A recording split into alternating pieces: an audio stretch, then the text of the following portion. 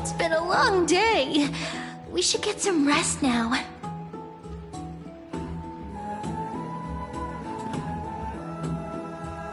Yes, let's get ready for the banquet.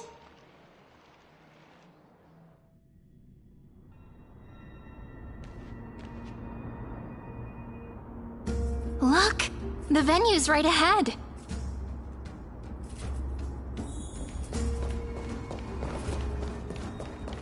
And I can even hear singing. It feels so romantic. Honored guests, wait here for a moment. You must surrender any personal belongings you have on you before entering the venue.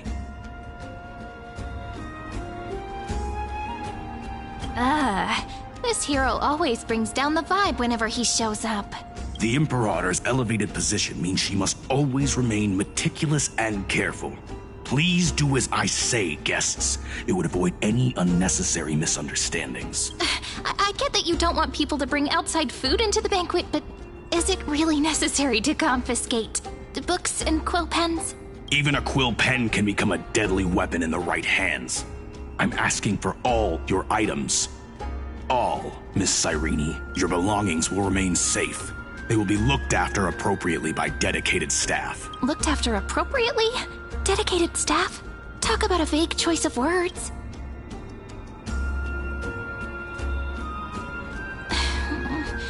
It seems like he's aiming specifically for the chronocognitive anchor. What should we do? True. I had a feeling it would come to this, but I didn't expect such a direct demand. But listen, why don't we go with their plan and hand over the chronocognitive anchor to be looked after? After all, if the little Imperator is paying this much attention to you, she probably already knows all about our whispered conversation with the geniuses. I can pretty much guess what'll happen next. But, think about it. That's actually gonna be our shortcut.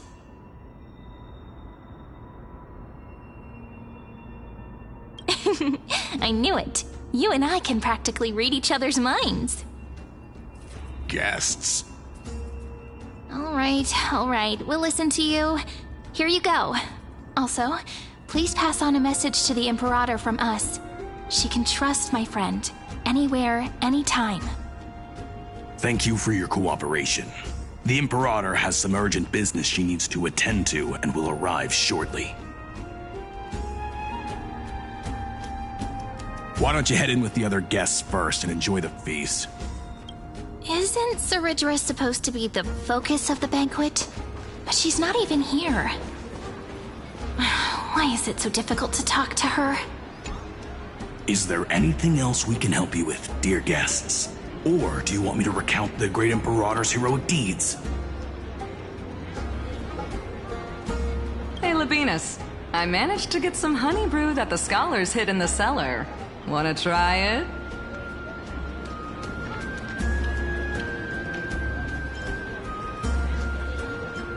This banquet has a never-ending flow of honey brew.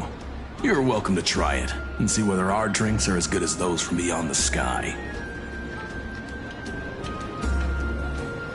Thank you for the offer, but we're more interested in knowing when the Imperator will be back. The Imperator? Who knows? Maybe she's hiding somewhere, thinking up weird ideas again. If you ask me, she's never treated us soldiers properly, even though we put our necks on the line for her. Hey, I can't pretend I didn't hear that, Seneca. Either retract your statement or duel me. Fine by me. Attendant, bring us 10 more jars of honey brew. I'm gonna make sure he can't even stand straight by the end of this. You wish. Be careful you don't get drunk first. Actually, there are so many people, we wouldn't be able to find the Imperator even if she were here. I know. Let's look for seats that are raised up higher than others.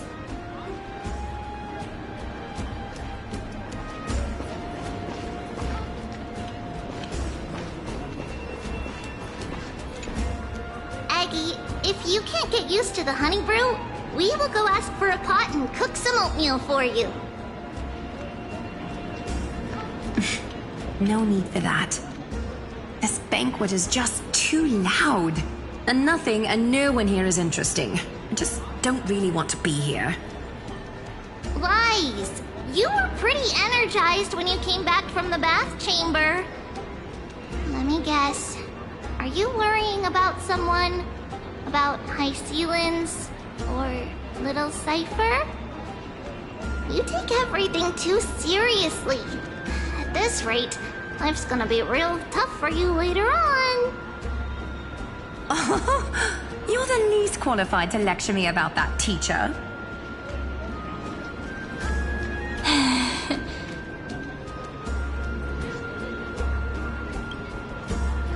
Dear guests, are you here for us? I mean, are you here for Treaty or Aggie? No. I'm just wondering whether you've seen the Imperator. The Imperator? No, we haven't. Our sovereign has always acted however she pleases. Though she gave us ranks, she'd never tell anyone her whereabouts. Perhaps the only thing she tolerates are chess pieces. And the sky reflected upon her crown. I see. Why do you two look so distressed? That's not what the deliverer should look like. Why don't we have a toast? While we still have time for pleasure. Here. To the destinies and sacrifices of the next millennium. Then we will toast to the tomorrow that will set fate free!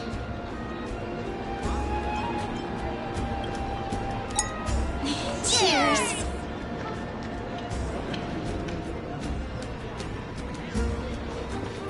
Honey, bro. Make sure no one heard that. We're watching the war tomorrow.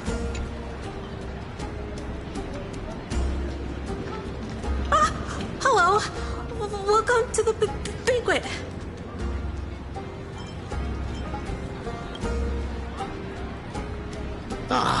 So the Deliverer is attending this event, as expected. Little Virginia here was just wondering whether she should go find you.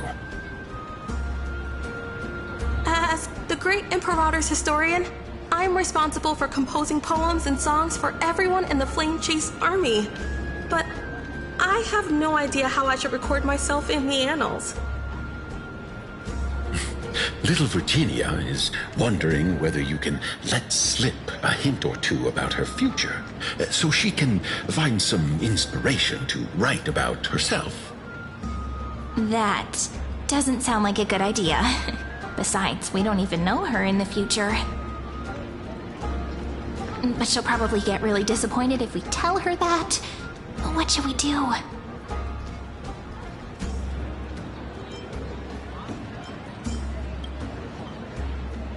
All right, I got it. We can't reveal too much, but I think it wouldn't hurt to start your poem with the future. Maybe use something like, "With hope, I write down the tale of tomorrow for myself, silently waiting, day after day, till the moment it fulfills its promise." How's that? Oh, that's exactly what I'm after. I'm so inspired. Thank you so much. I feel like I can actually finish composing the heroic saga of Flame Chase once we end this campaign.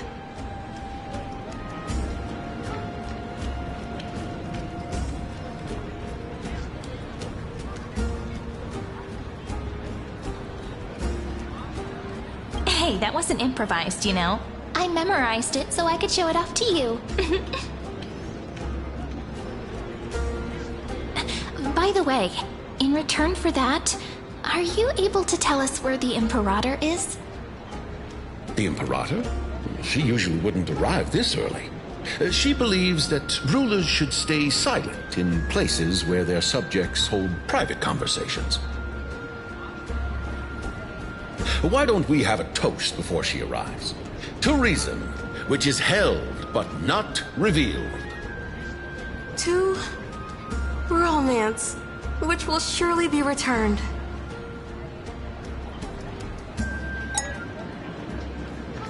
Gray fry. A little sea hare. Please come over and share the delicacies of the deep sea with me.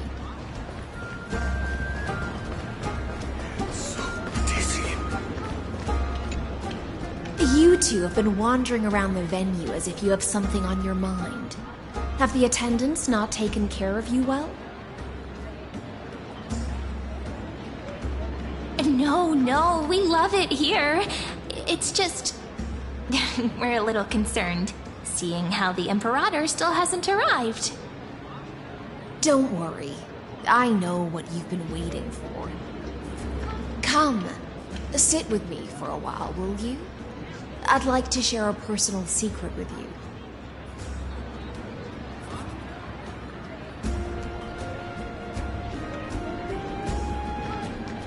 See here? This is Fagusa's dew of divine blood, the sweetest of all the 12 bottles. On the night before such a historical event, I'd like to share this marvelous drink with the deliverer.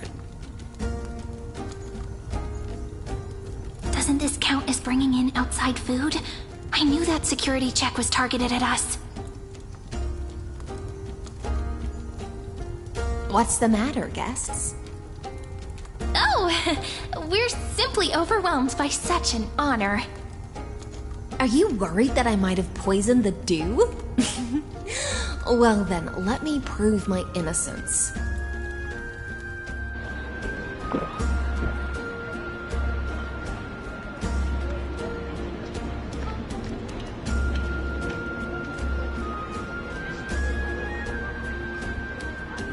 See? It's completely safe. I feel like Miss Hysealins wants to talk to us about something. Why don't we go along with her for now? Worry not. Honeydew's not alcohol. It won't get you drunk. On the contrary, it can make your mind even sharper.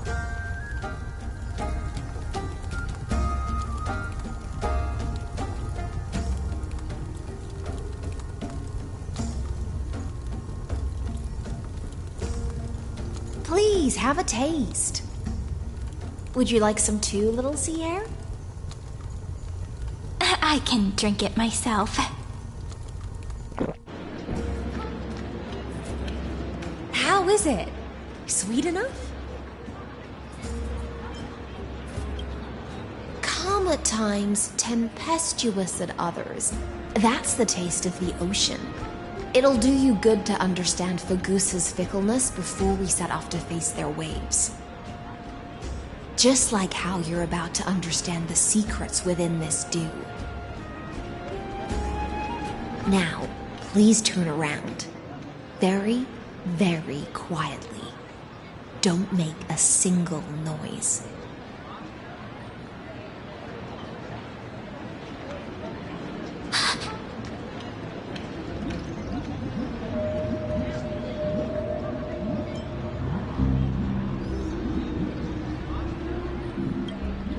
The dew of other gods all intoxicate humans, but the god of banquets dew is an antidote that can awaken humans from a sea siren's enchanting song. Since the start of this banquet, all the guests have been under the spell of my song. None of them can see the Imperator and that Fioros. But you two, I wish for you to see the truth.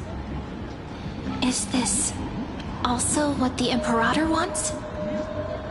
This is my personal request. I can't bring myself to trust that Fioros. The Flame Chase army changed after he descended with Orynyx's divination and brought the prophecy of the stars to Akama. His seductive whispers harbor something malicious within and will ensnare those of us blinded by ambition. You are the deliverers of the prophecy, and know about him far more than I do. Perhaps only you can find traces of the truth from his actions and words.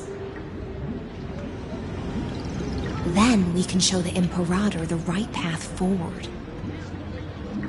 Oh, but isn't this acting behind her back? Amphorius has become far too weak. Even heroic actions protecting her from harm must be conducted under the water's surface. I am the Imperator's blade, and I must clear the way for her while remaining concealed in the torrents. Then, ensure I'm pointing my sword towards the true enemy. Can you promise me something, Miss Hysealins? Ask away. My friend has in fact come here to stop that villain's evil scheme. Our goals are aligned. But as to the decision the Imperator must make, he has no wish to transgress her authority. We just want to tell her everything we know. I believe the Imperator will be able to tell right from wrong. I never doubted your loyalty. I'll pass your words faithfully on to her. Provided we can gain the advantage in this tug of war, that is.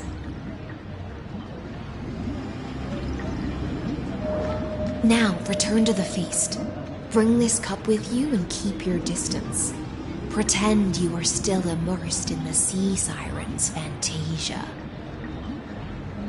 And I'll control the moisture in the air. That way, you'll be able to listen to sounds from afar as if you are a whale of the depths and hear every word of their conversation. I wish you a victory in this first skirmish.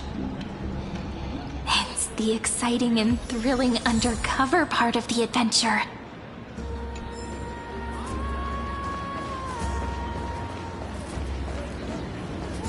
Let's mingle in the crowds here. Relax, relax. Try to act natural. Where's the Imperator? Still not here. That little imp is always acting so high and mighty towards everyone. Today, I will... Whatever. Pour me another cup. Though she has succumbed to drunkenness, she still does not dare challenge your authority. A criticism of my height is a grave enough insult already. She should be dismembered. Do you often test the loyalty of your subjects like this? You jest. The Imperator does not need blind loyalty. As long as one can prove they have value, I am willing to be lenient towards them. Let's cut to the chase, Theoros. If I pass the trial and grasp this world's law in my hands, what will you do then? The answer is simple. I will connect Amphorius with the stars. Don't waste my time. Be precise. Be specific. I won't ask a second time. Allow me to adjust my statement. I will correct the regulations within the old law that sealed off Amphorius and merge the black tide with the torrents of Era Nova. Then we will be able to decimate the forces beyond the sky that are trying to annihilate Highland Tomb and sound the trumpet for the endless campaign you will then embark on. But you previously said that Iron Tomb is unrivaled in power across the stars. Who would dare to annihilate it? There is a federation of warships named the Cienzo Alliance. Warlike and old-fashioned. A cult named the Genius Society. Loosely organized, but steeped in abject insanity. Oh, there's also the Astral Express, a group of lawless vagrants. That so-called Deliverer is part of that last group. Those vagabonds mistakenly believe they can connect the stars through alliances instead of conquest. But history has already given them a tough lesson. There are countless other organizations besides, but when the Lord Ravager sweeps across the cosmos, they will certainly all bow before your empire of destruction. The Ackman Alliance is invincible! If those civilizations are not as feeble as you describe, then they may still have some value in testing the quality of my blade. That being said, even the smallest and weakest city-states should build an obelisk to the Imperator, so that their people can constantly recall the glory of her conquests.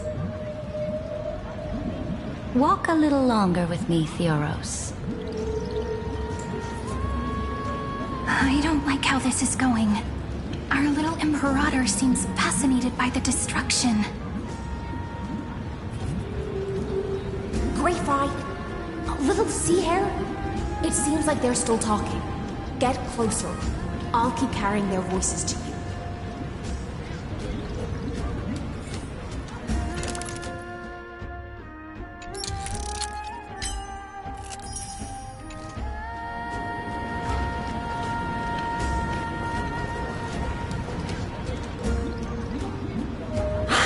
What a difficult situation.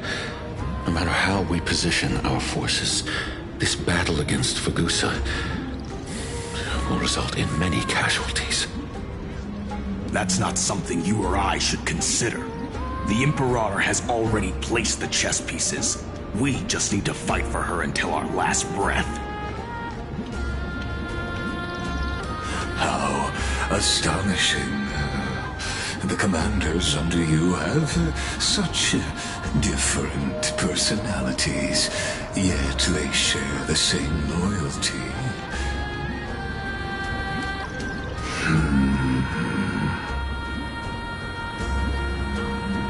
He's looking this way.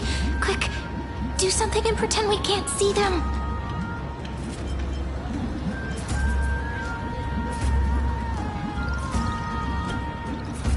So you have this super duper speedy rotation of destruction into Amphorius.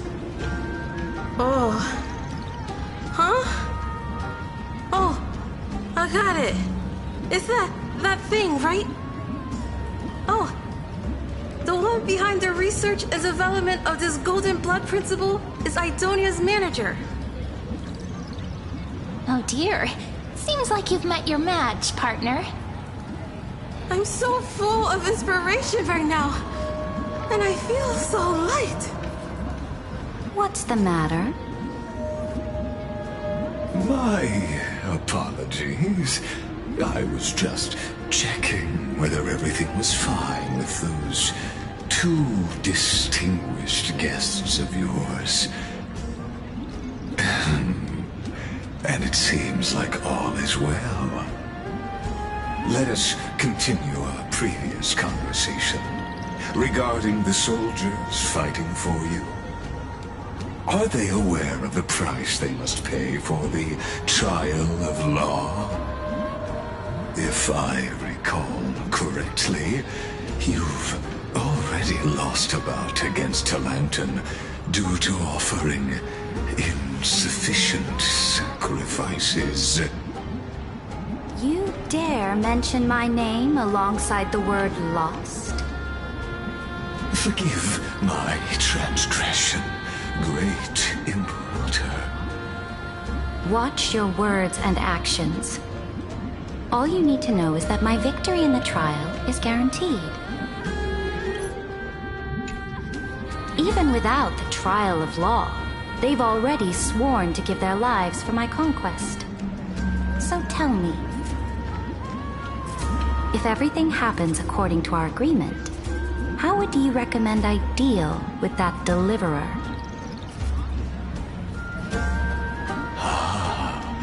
Good question.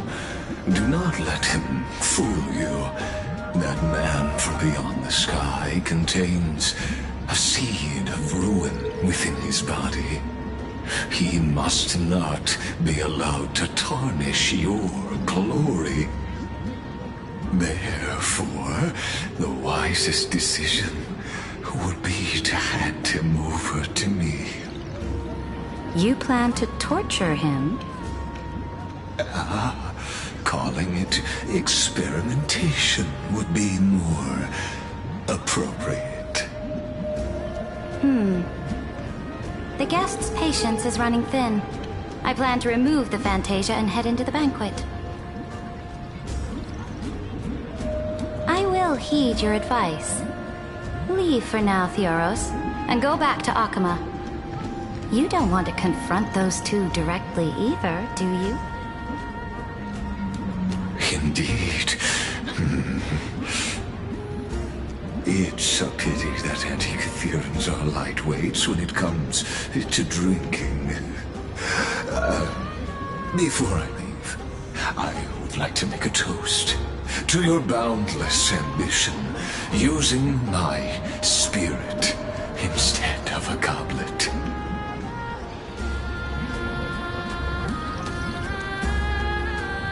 As I expected, that Theoros' schemes have been revealed.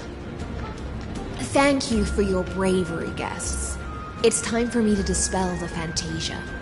This will be the Imperator's last public address before we head off, and therefore, likely, the final chance to change her mind. I will try to get you a chance to speak, and I'll also prepare for any contingencies. The rest is up to you. You should head back to your seats for now.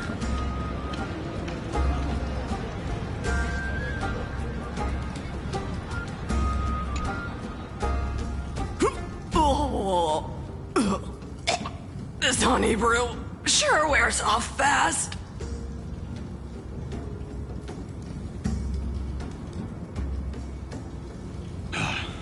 The Imperator! The Imperator has arrived! No need for formalities. I should be apologizing for my tardiness instead.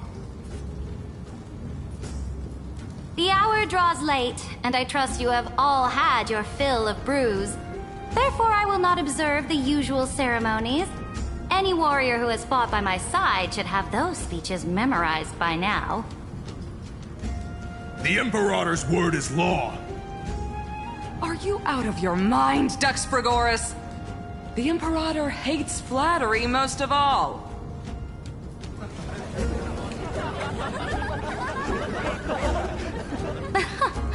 A joyous atmosphere is a better fit for showing me your resolve.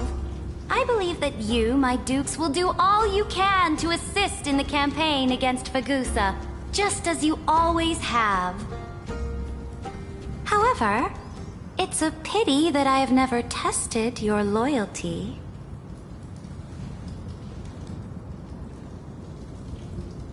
What does she mean? The purpose of tonight's banquet is not to raise our morale, but to establish which allies our alliance can actually trust. And sever the heads of the traitors as a toast to all before we march. Yes, some among us have discarded their vows in order to foment vile conspiracies. Now listen! These traitors are standing right here in broad daylight.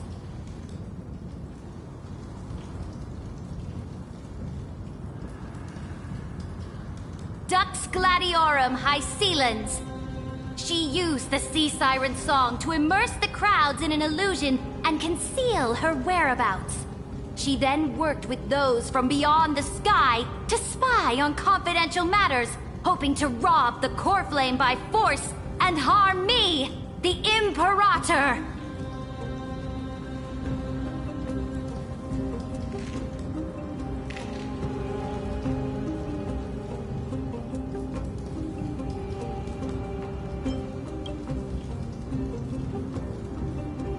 Imperator, I can explain. Silence!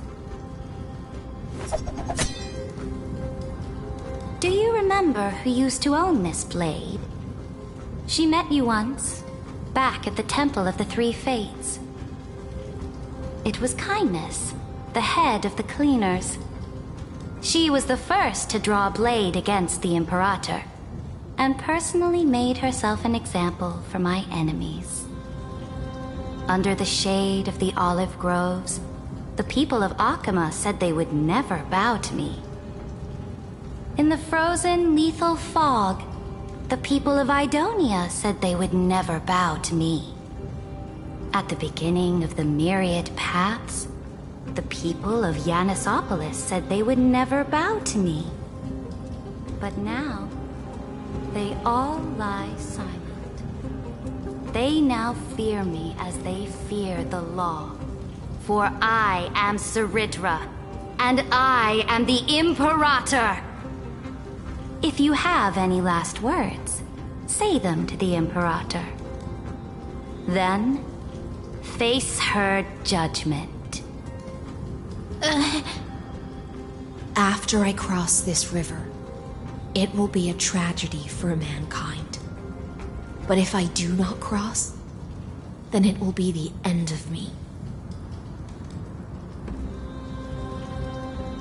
If you are ready, then I'll follow you and fight to the last. Deliverer.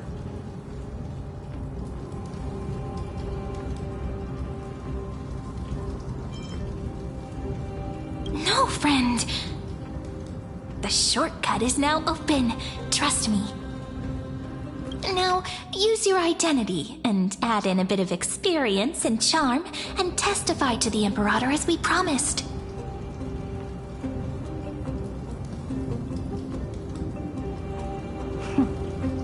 You think you can slay a king using your words instead of a sword? I'll have it. Show me the weight of rhetoric from beyond the sky. Will it weigh heavier than 3 human lives? Let's watch our words carefully.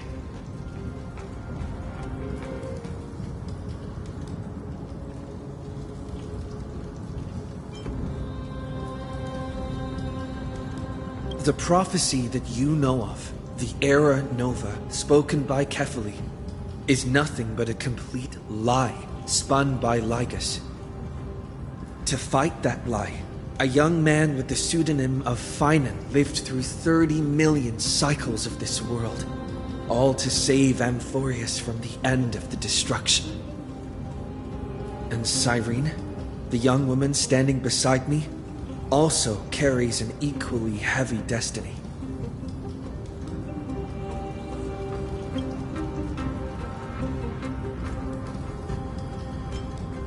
Iron Tomb is the ultimate end of Amphorius' destiny.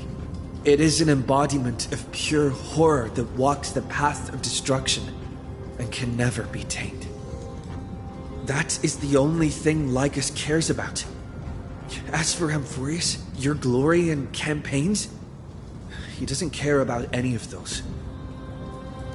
He will most certainly betray you.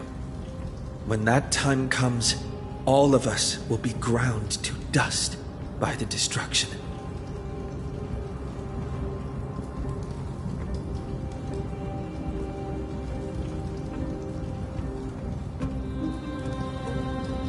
I have seen many beautiful worlds. The road chosen by the Trailblaze is to explore, understand, establish, and connect. That will never change. We will continue our journey until we have united the entire cosmos. Therefore, if you choose the way of the destruction, then I'll place your ambitions into the same basket as Lygus. and smash them into pieces with my baseball bat.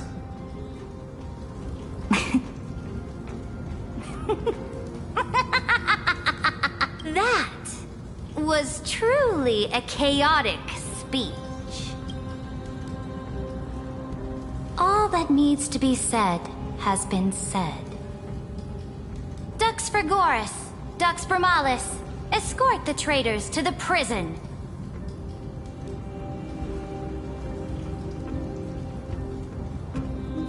Before the next entry hour, I will give them an end befitting of their betrayal.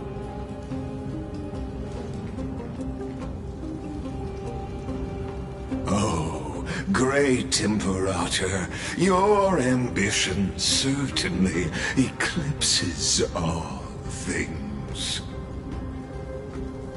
You're still here, Theoros. Of course. As the Theoros, I simply cannot miss this moment, miss witnessing the fall of a nameless one. Or perhaps I am waiting for you to give me an answer. Why would someone as powerful as you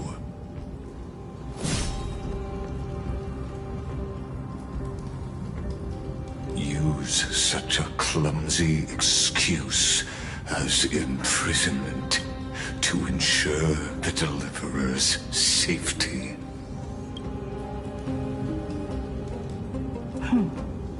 So you finally tossed aside your act.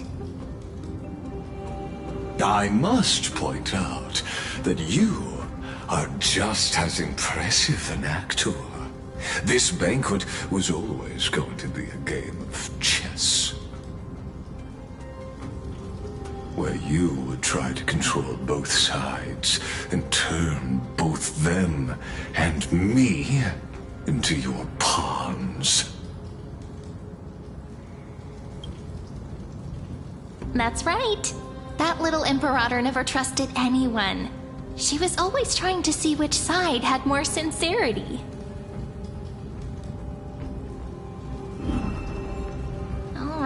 All right, we'll listen to you. Here you go. Also, please pass on a message to the Imperator from us. She can trust my friend, anywhere, anytime. But as to the decision the Imperator must make, he has no wish to transgress her authority. We just want to tell her everything we know.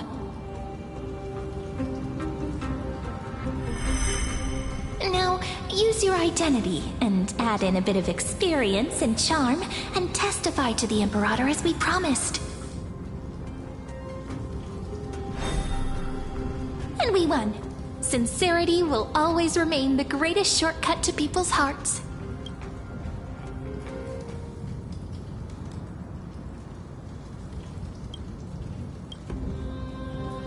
I can toss your words right back at you, like Kyrgyz. Why would someone as powerful as you pretend to be a mortal and kneel before me? Unless you enjoy giving flattery and prostrating yourself. You are mistaken. I am only trying to ensure the experiment's autonomy, meticulousness, and perfection, thus avoiding any unexpected outcomes. A forceful intervention will only create larger errors, reduce efficiency, and introduce ugliness. How had you fulfilled your promise of giving the law to me and completing the Era Nova, then Amphorius would not have deviated from destiny's course. Oh, but you broke your promise. What a pity. In that case, I must carry out my duty as the administrator and eradicate all factors steering the experiment out of control. factors such as you and him. Careful. Careful. What was that voice? Was it Orynyx? I found you. I finally found you. Be careful. This land will face disaster.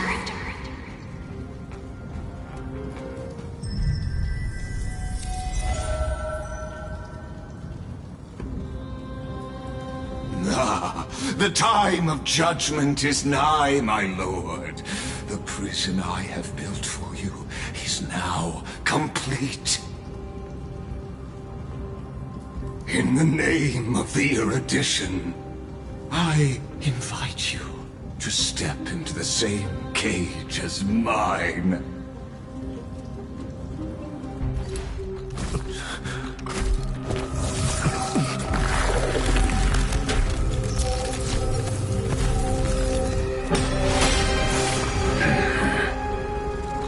What's the meaning of this, Imperator? I did not permit you to act. A ruler is the only one who can decide their subject's destiny. But, great Imperator, what judges destiny is not the ruler,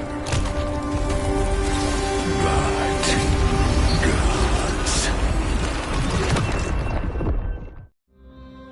Don't forget, my realm only allows for the existence of humanity. Moreover, dealing out extrajudicial punishment equates to defying the law, and the culprit is to be sentenced to death. But you have seen how I can erase life from this world with just a clap of my hands. I fear you are still quite unaware of your current situation. Allow me to reiterate. I am giving you a simple choice. To collaborate or to be destroyed. There is no other way. Shameless behavior. If that were true, you would have killed me long ago. You, in fact, cannot kill me. I guessed it the first time I beheaded you. Because of the law, you cannot be completely destroyed. And the same is true of the Chrysos heirs.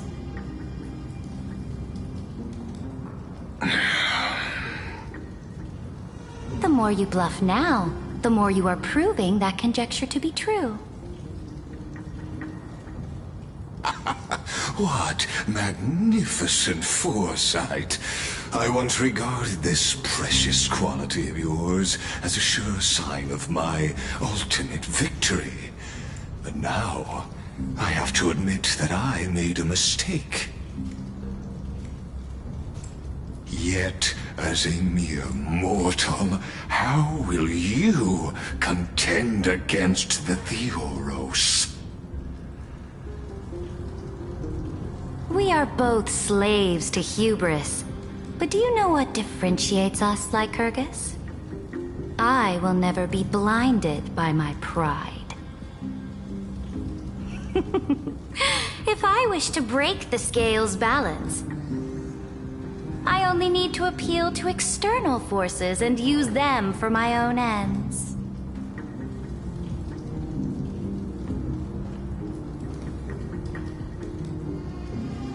Finally, we get to meet face to face, senior society member. I offer sincere acknowledgments for your many past achievements, but I must deeply regret your current perspective.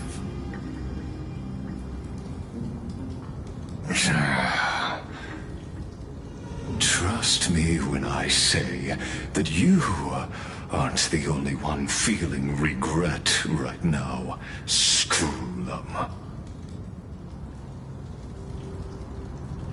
So you two are the allies from beyond the sky the Deliverer spoke of, and why he demanded the divine authority of law.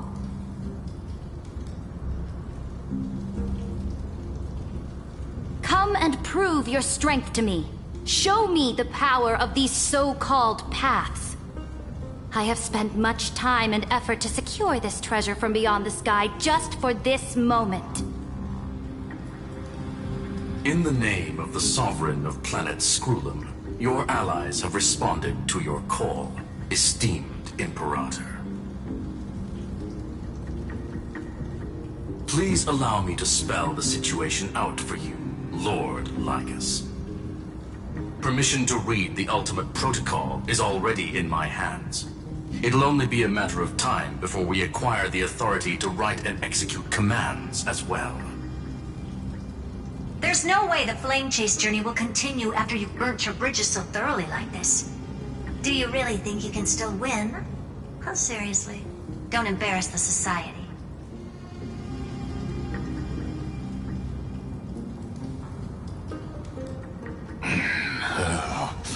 I understand that a near zero possibility does not equate to zero.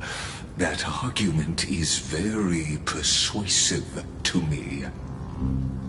Which means the same principle also applies to you, my dear peers. You will never be a match for me in a world constructed through Catorzane algebraic expressions. And as for Era Nova, why don't you entertain this possibility? What if I reduced Akama to rubble and ground her people into minced meat? Would the heroes then once again desire the power of demigods so they could fight against me? Listen, Iron Tomb is fated to be born. You may shackle me and put me in chains, but I have thousands of ways to ensure the destruction's descent. And what I just mentioned is only one out of those thousands.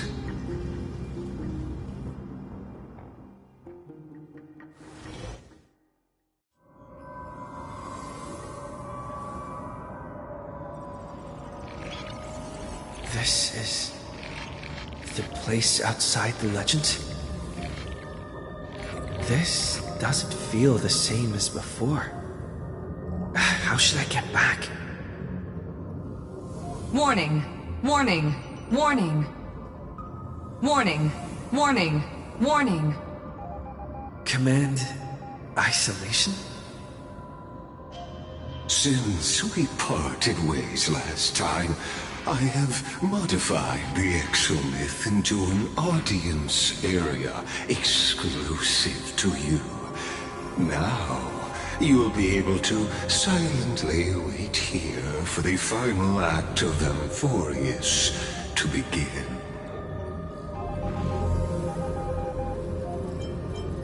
Oh, we always feel so powerless before fate, don't we? This could, in fact, be a wonderful opportunity for you. From the audience's perspective, you may better observe the workings of the erudition at a macroscopic level. In this place where time flows far slower than within Amphorius, you will witness the end of that world's saga.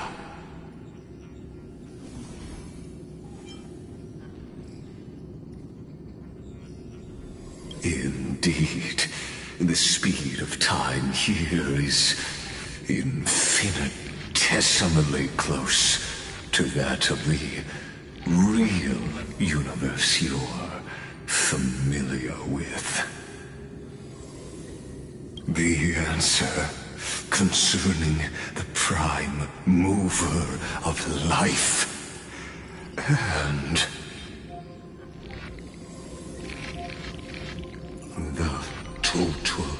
destruction of the erudition.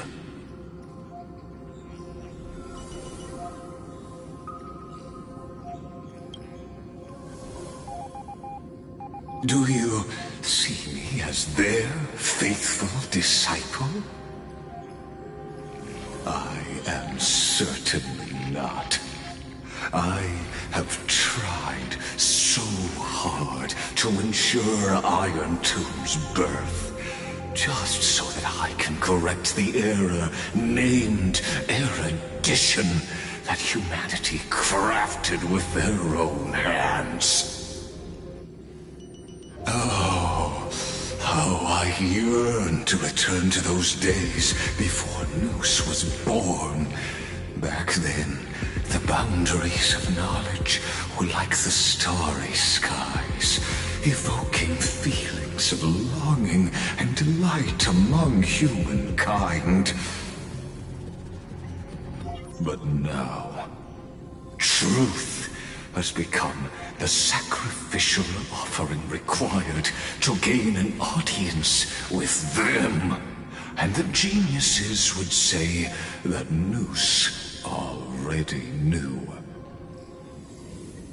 That arrogant Eon was born from the primal mobile of humans' desire for knowledge. Yet, they themselves sealed off humanity's capacity to seek enlightenment. I am simply cutting down a tree of doom that we planted ourselves. I must admit that the process of answering your questions has reminded me of the happy days of learning in my youth. However, it is a pity that my true form must now descend into Amphorius to deal with the accident that arose because of you.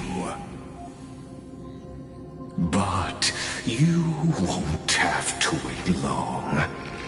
When the curtain falls, you'll surely understand mine and Amphorius's ardent wish. Where time flows slower than within Amphorius. If Lycus spoke the truth, then I don't have much time left. But how can I get out of here? Can you hear me? Little one. Is that Herda's voice? Warning, warning, warning. Hurry up. Put some speed into it. I can't keep this up.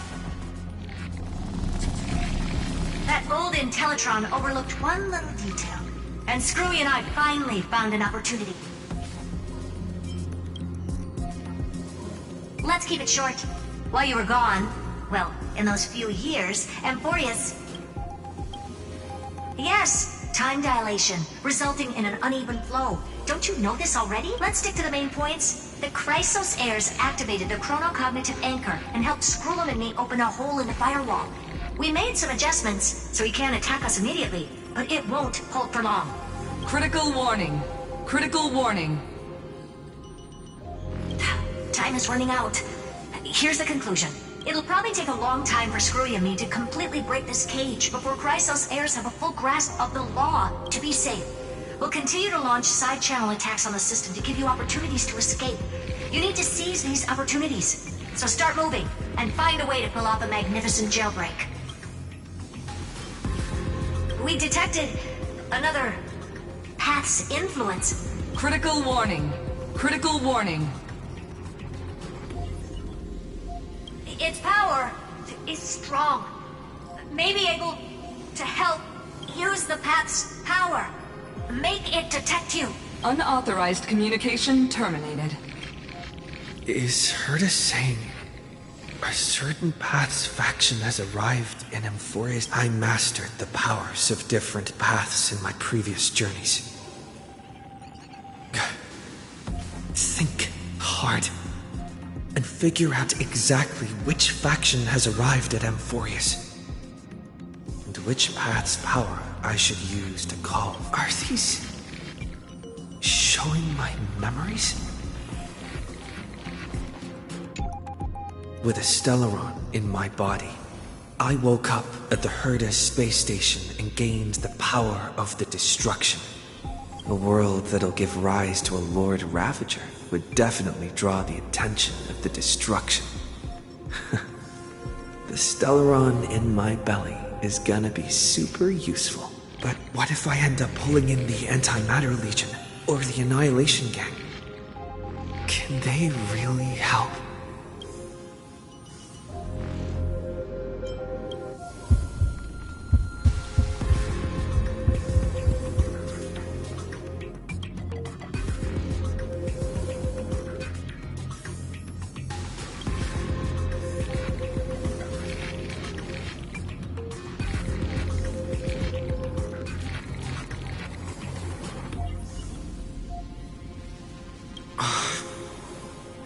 Failure is not necessarily a bad thing. This power wasn't gonna call up anyone nice after all. I obtained the flaming lance left by the architects and gained the power of the preservation in Belobog.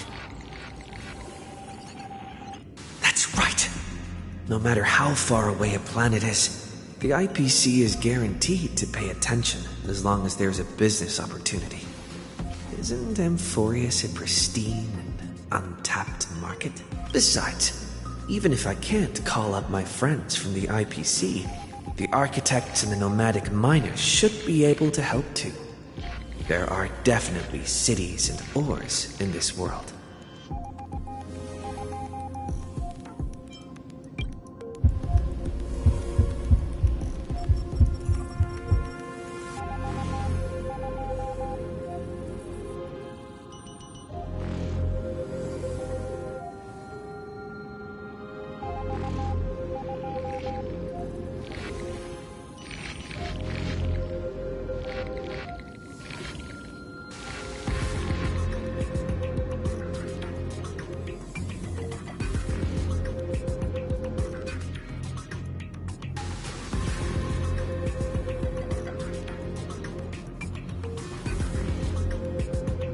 Seems like since Amphorius has no overseas market, the IPC's hand can't reach it. I received the Watchmaker's hat in Penacony and declared war against the Order, and then gained the power of the Harmony. That's right! The benevolent family must still remember me for saving them. Their music echoes throughout the stars, and they'll definitely want to help.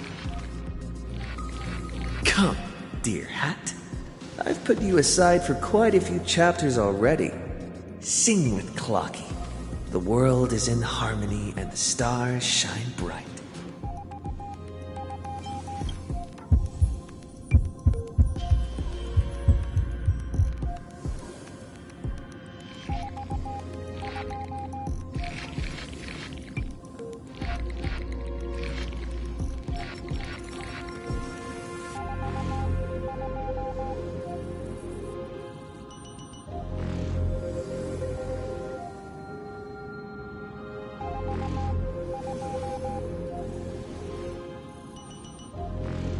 Doesn't Lycus want this story to have background music?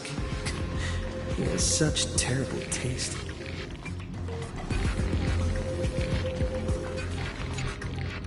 The Remembrance. That's right. I came to Amphorius because Black Swan asked us to come. And I even got a glance from Fu Li here. The Garden of Recollection must be intricately involved with Amphorius. Traces of the Remembrance are also everywhere in this world. I don't know what they want, but I don't have many choices left in this crisis.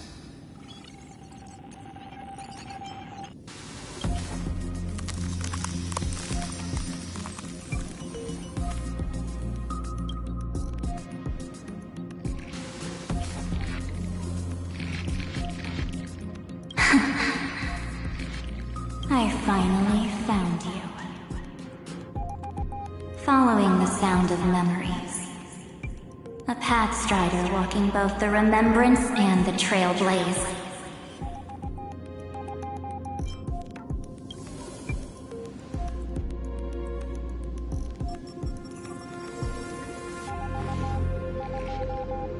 Warning! Warning! Warning! Erudition's prison cannot stop us, for we lie outside the logic of zeros and ones. Come, leave the cage of Logos. The mythos of Amphorius waits for you to continue its story.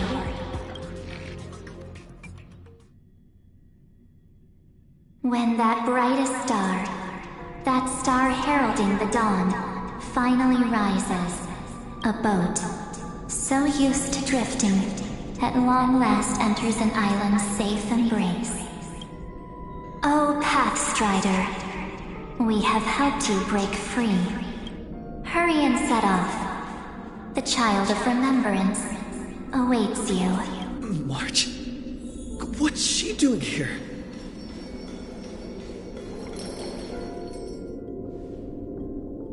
You're finally here! We haven't seen each other for such a long, long time.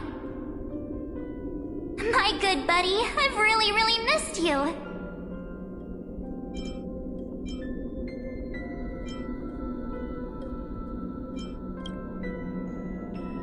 Huh? When was I dead? It's been so boring waiting for you in this place. There's no one to chat with. No internet, and not even anything to eat or drink. It's basically a prison.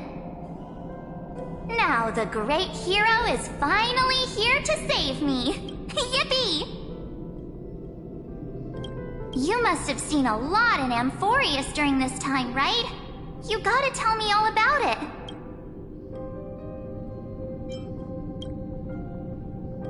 I'm all good. Look at how fit and active I am. But let's get out of this spooky place first. This is not a good spot for a reunion chat. Why don't you take me back to reality? A strange voice told me that I can enter Amphorius if I keep following this road. So, let's head off. I still don't know what that world even looks like. Why does March feel so weird?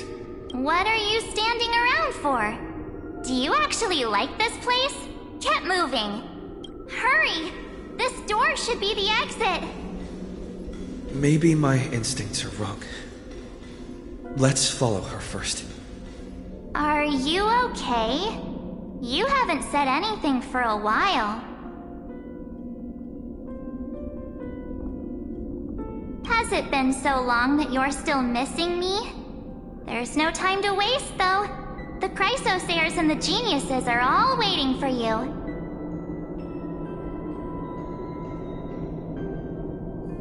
No. The discrepancy is getting worse.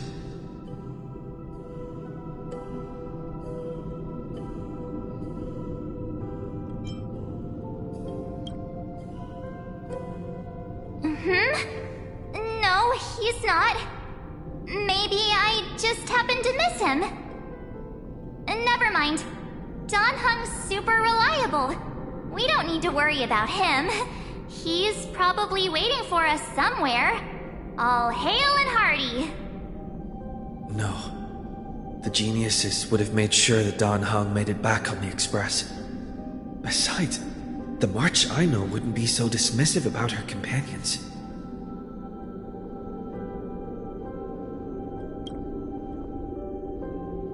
Huh? Isn't Amphorius the world of the Chrysosairs and their hero's journey? I could figure that out in an instant. But Amphorius cannot be observed from the outside. She couldn't possibly know about these things. Unless Don Hung told her. Something's not right. She's not March 7th. I guess you have something you want to say to me?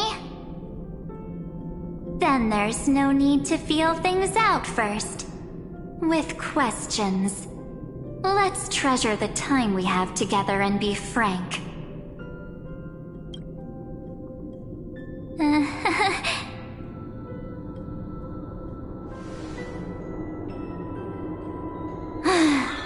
As expected. A glimpse of memory is not enough to deceive the bonds of friendship forged between the nameless. In that case, there's no need for further deceit. You're right. We're not the March 7th you are acquainted with. But we can send you back to Amphorius, as long as you are willing to help us.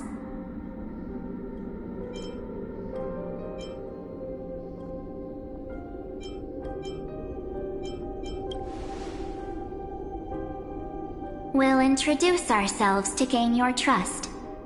We are the Garden of Recollection. You should be very familiar with that name by now. Just as a reminder, while you hesitate, time is quickly ticking away in Amphorius. Working with us is the best way to stop the enemy of erudition.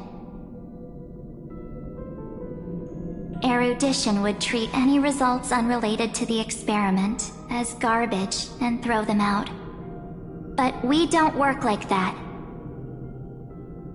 The Remembrance treats all these instances as important materials needed to weave the universe. Besides, this would be child's play for a great hero like you. It won't be hard at all. Also, if your plan fails and the big bad Iron Tomb manages to get out, then the whole cosmos will be in danger. Wouldn't it be better to have an additional failsafe? As long as you help the Garden retrieve what we want, even if Iron Tomb reformats everything in the physical plane, we can use Remembrance to reconstruct the entire world. Or should we say, the entire universe? So help us. Find where Amphorius's memory began, and bring it out. The Master of Anosrava has already glanced at you. Don't deny it. That storybook is the best evidence. Say, you aren't seriously gonna be moved by their pretty words, are you? I am the one who commanded those little ones to lead you out of the prison. But I didn't expect to attract little gnats trying to take advantage of the situation. While Remembrance can help you return to Amphorius, there's no need for you to do it the way they want you to. Of course, there's also no need for you to make any deal, or pay any price. For you, this is probably a long time no see.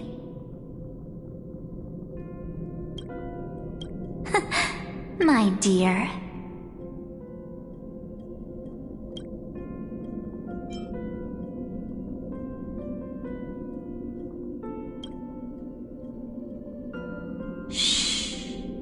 There's no need to say anything. I know. You have so many questions swirling around in your memories at this moment. And you feel so helpless. Put them aside. For now, all you need to do is trust me. Or do you need more proof? That won't be hard. Wait, stop it! They're awake! I'm gonna keep our first photo, alright? It won't come to pass while we're around.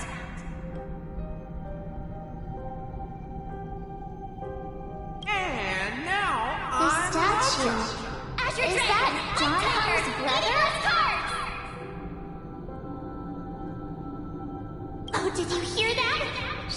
told me the human chamber is full of pain.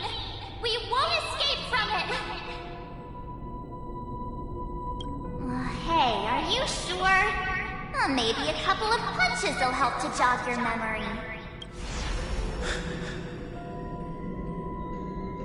It's as if they all happened just yesterday, right?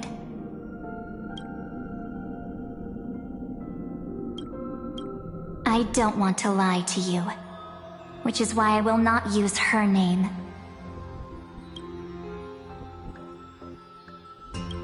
The third month of Amphorius is the month reserved for the Veil of Evernight. So, place me into your memory using the name Evernight for now. I'm happy to explain more, just not now. We might have a lot of time to ourselves, but Amphorius does not have that luxury. If we do not stop erudition and destruction, then the journey you've treasured so much will face the prelude to its obliteration. A countdown not in Amber eras, but in days, minutes, seconds. So, take this gift. This burning core flame. This footnote of a transaction. It contains hope, and the warmth of the entire world. Ripples of past reverie. She hid this fire in the long river of time, hoping that her wishes would transcend time to reach your hands in the future. Now, take it, and return with it, dear friend. Return to Amphorius, and overturn the final era Nova. Witness the time that stood still for the Deliverer, and the resistance that never bowed to the destiny of destruction over the long years that passed in a flash. Then, with this core flame blessed by the remembrance, respond to their hopes and blaze a trail to the future. And I will silently watch in a corner of time, waiting for our next encounter. I believe the wait won't be too long.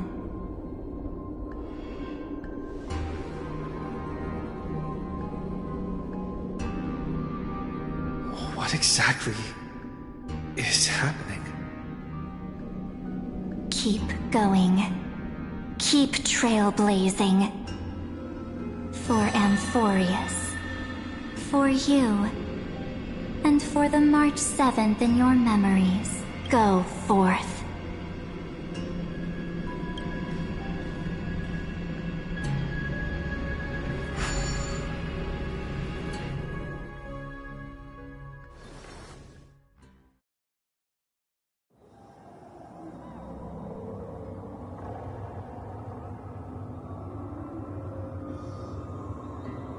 Is this...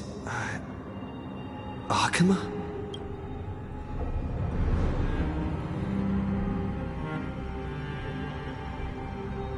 No one's here. And the dawn device is off.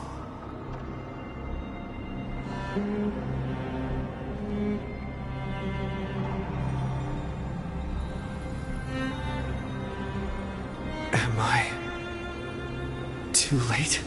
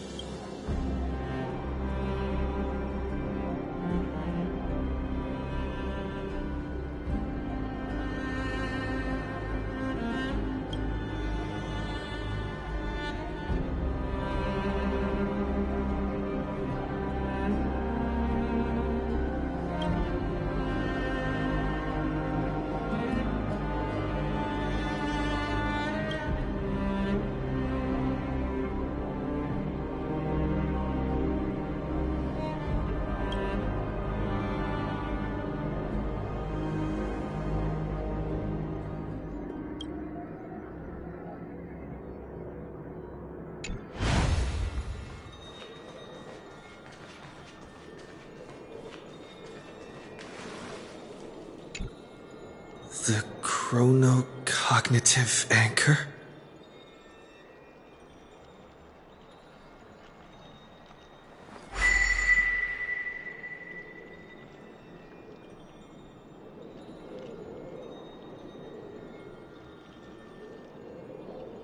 There's so much I wanted to say for our reunion. Yet now that you're back, there's only one thing to say. Welcome back, friend. It's been such a long, long time. You must be really confused right now, aren't you? So much has happened in Emphorius while you were gone. But don't worry. The Deliverer can't afford to be lost, no? Now, please follow me, and turn the pages of time and hear the words everyone left for you. I'll tell you the story of this 1,000-year journey. That way, it won't just be my memories alone. Cyrene can't hear me?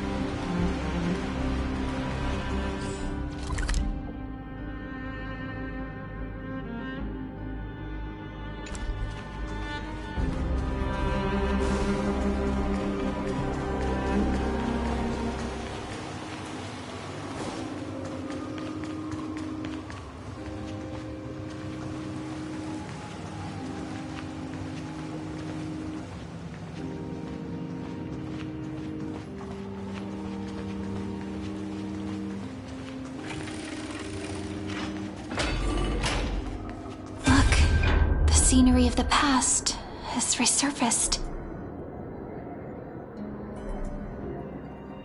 Time flies. 200 years have passed since the Deliverer's fall. We had to return 3 core flames of law, romance, and ocean to stop Lygus, but even so, Terravox has fallen. The 2 geniuses vanished without a trace, and Zeridra embraced her fate. At this rate... Era Nova will come, and Emphorius will fall into the destruction.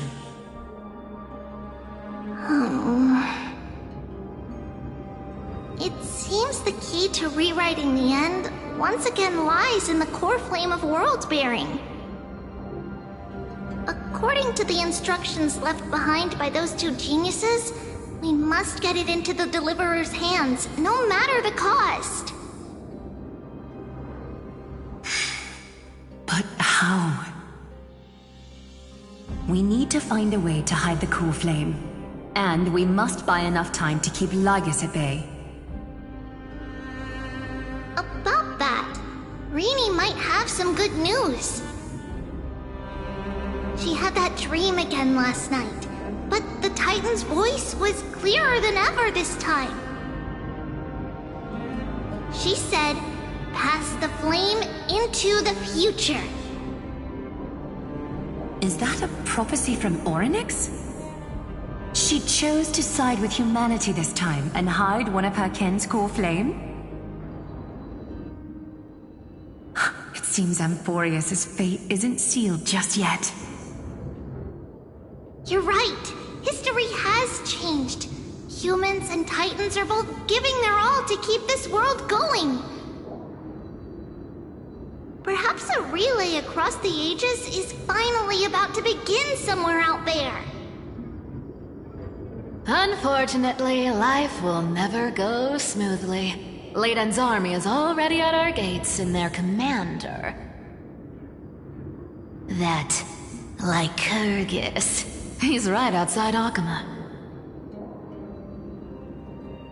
Light calendar 3960.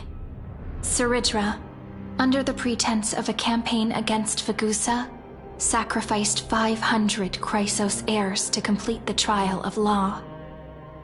This tragedy shook everyone in Amphorius. That same year, Saridra the Imperator was assassinated, after which Aglaya the Goldweaver took command. Thus began humanity's second flame chase journey, a path hanging by a thread. Come, this way.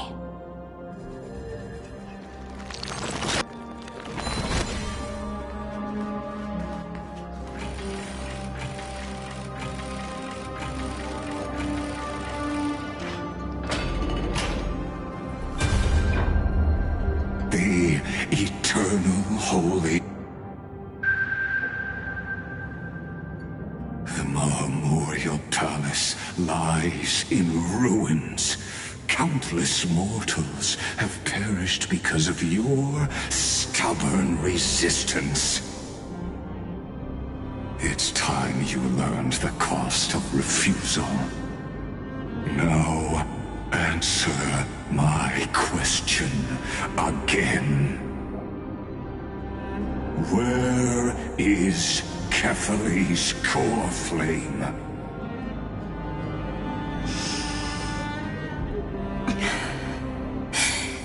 You really think you'll find it by razing the holy city to the ground?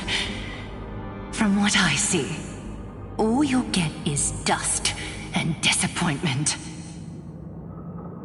Don't forget, you can't kill the Chrysos heirs mentioned in the prophecy because of law. I have never denied that. Which is why I now place my hope in the faithful citizens of Akama. Perhaps they'll give me what I seek in the echo of your screams. Now then, I'll be cutting open your chests and using your scalding golden blood to baptize the masses. Allow me to apologize in advance. We shall start with you, blind and foolish Lady Goldweaver. Leave this to me, Lady Aglaya. You must get away now.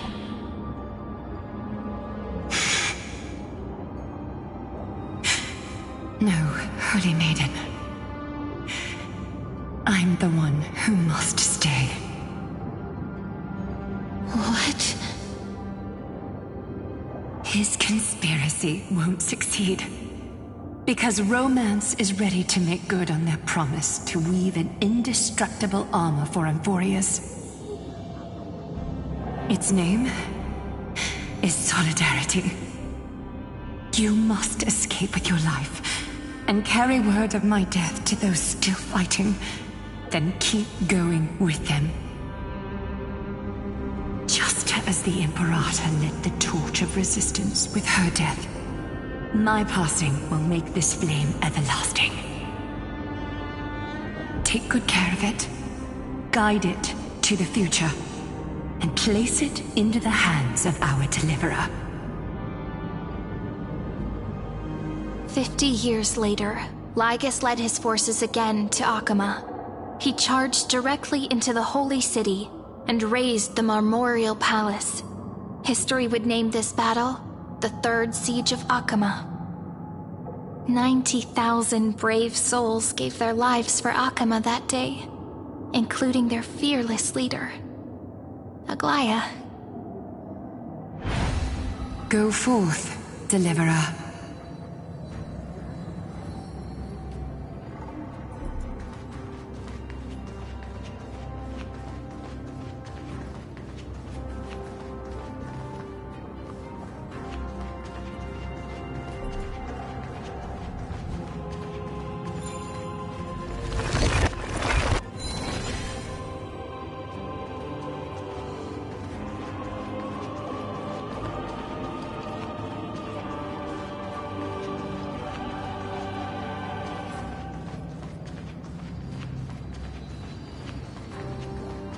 ago.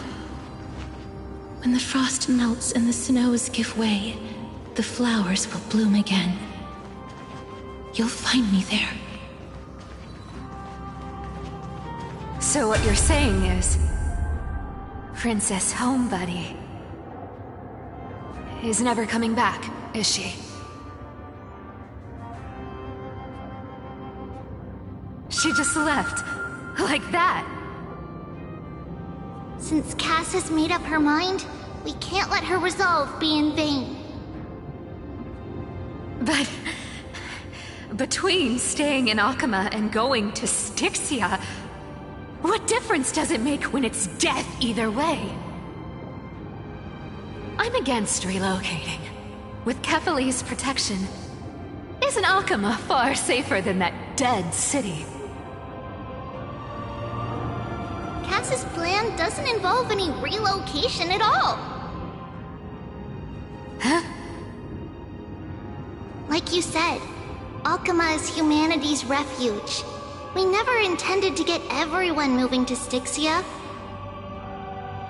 It's just on Cass, Hycealans, and me to prepare the final trump card for the Deliverer. Wait, what kind of trump card needs all three of you demigods to throw yourselves away? We must lay down the path to the future so when the Deliverer returns, they'll have a clear road to reach the location of Era Nova. Styxia sits where death meets the ocean. There, with the combined powers of ocean and passage, we can summon a current that leads to the vortex of Genesis. And the demigod of death will forever guard that secret path until he returns.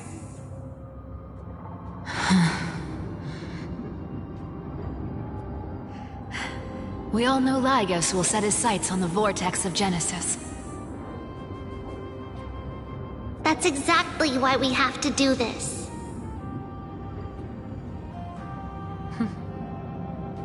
Guess I underestimated Idonia's Maiden of War. She's got way more steel than I thought. And Cypher, we need you to head to Castrum Kremnos as soon as possible. By any means necessary, forge an alliance with Strife. The prophesized Crown Prince has already been born. He shall become the new defender of Akama, protecting this land after we leave. You don't need to worry about that. I just came back from Castrum Kremnos. Only a step ahead of the news. Treeby, something's flying towards Akama, and it's really fast.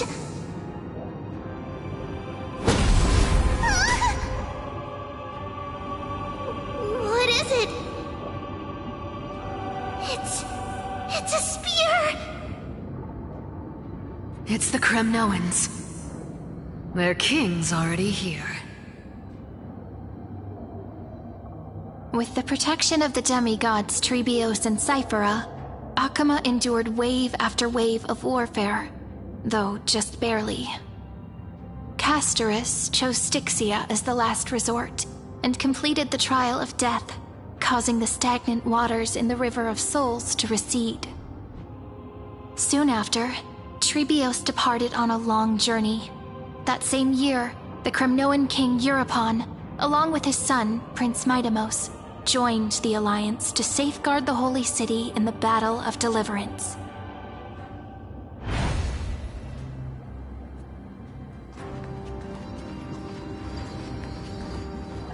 Go on, and see you tomorrow.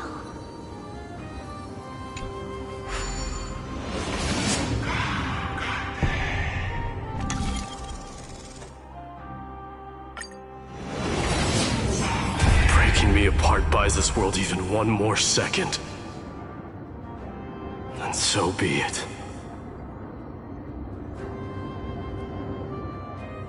But it's gonna hurt a lot!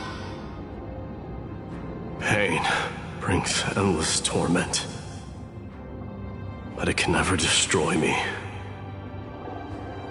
I believe that you were thinking the same thing when you stepped through the gate of infinity and jumped off that cliff.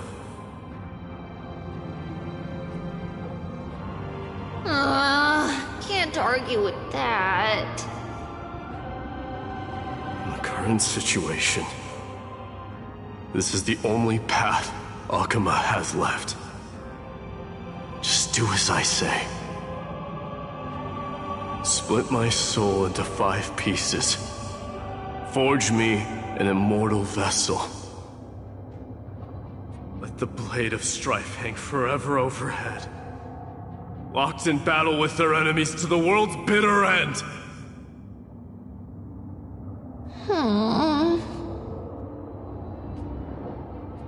There's no need to be sad, Lady Trebios.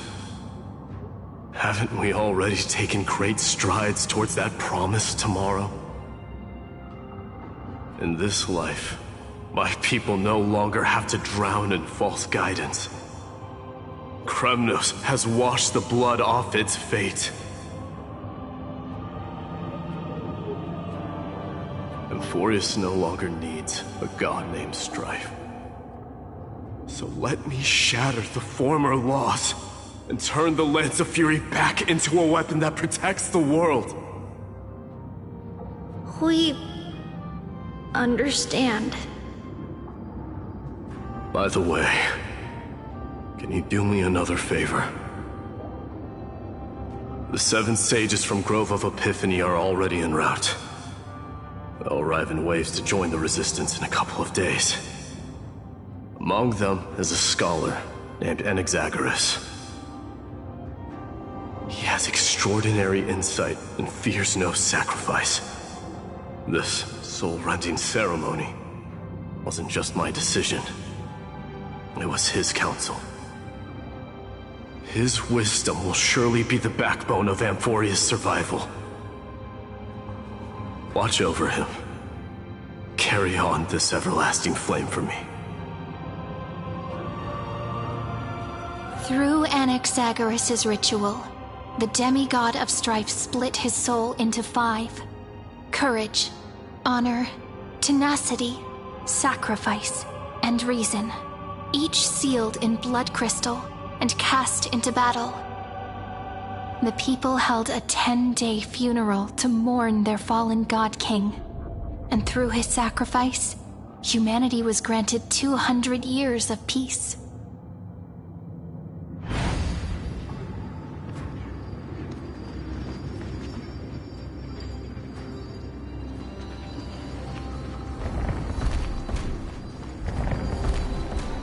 Keep moving forward.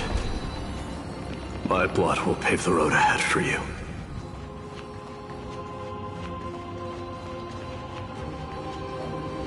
Keep moving forward, little Gray. See you tomorrow.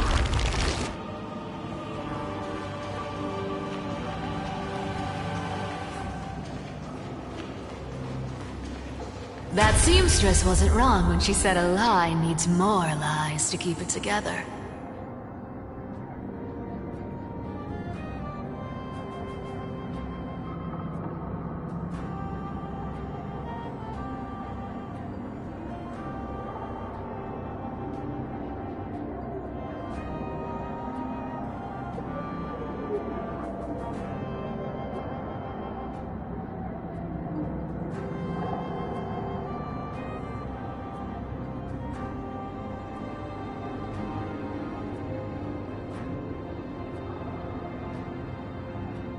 Reason and trickery. Never thought we'd be the pair to finish this final setup. Can't catch that Tin Man without your little slides. Besides, this is our last shot. Not the time to be picky, right? Don't oversimplify it. Lycus just found out Akuma's been an empty shell for the past 50 years. He's bound to be furious. At this rate, he could have done anything. That's exactly what we want. Rage blinds even the brightest minds. Doesn't matter how much of a genius he is, the principle still holds. once he storms into the council and confronts me head on. You trigger your alchemy with a boom and turn him into a caged beast. Easier said than done. You still have to pass yourself off as the deliverer without anyone catching on. And you really think a human alchemical array can bind a godlike being? That's just nonsense. What? Getting cold feet? Or you just don't believe in the almighty worth of the demigod of trickery? Just tell me straight. Can you do it or not?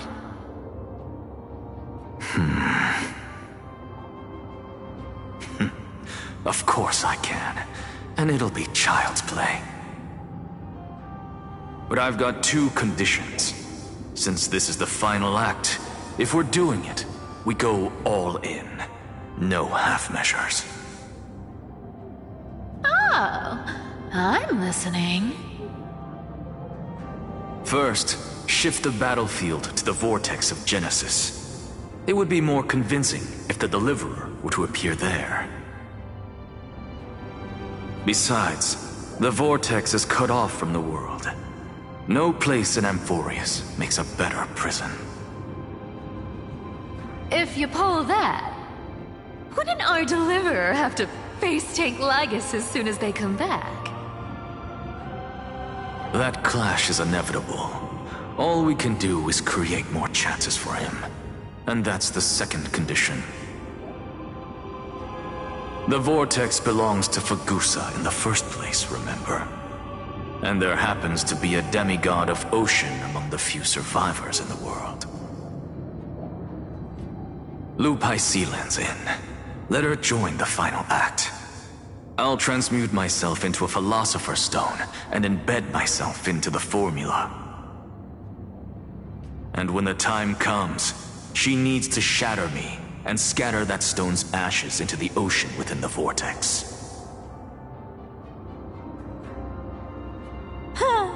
I guess people weren't wrong when they said you're insane, Grove Boy. I've got no idea how to outwit a reclusive genius. But making an anti-Catheran suffer? The demigod of reason has 10,000 ways to do just that. And what I just mentioned was one of them. So what exactly does your formula do? Now that would spoil the climax, wouldn't it? By now, Hyacinth must have completed the Sky People's ritual.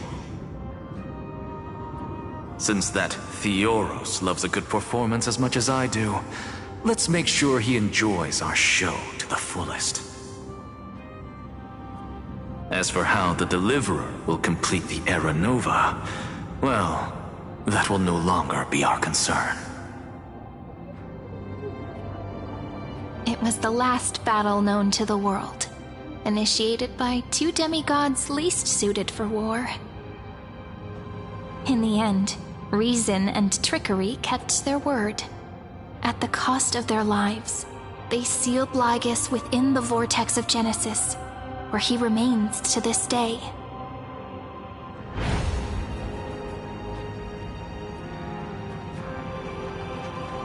Go forth. Finish the greatness left undone.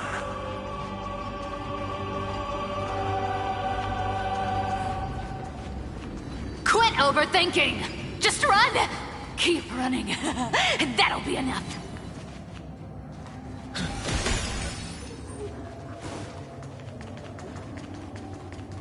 Irie? It's dead quiet here.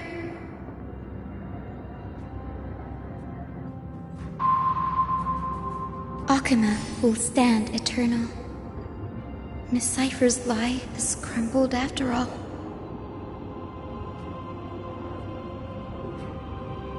But it's all right, because all of us have fulfilled our purpose by now.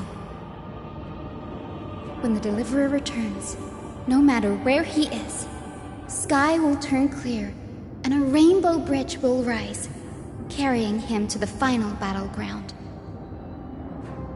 Sairi, this arduous relay is finally nearing its end. Now, I'm passing the final baton of fate to you, okay?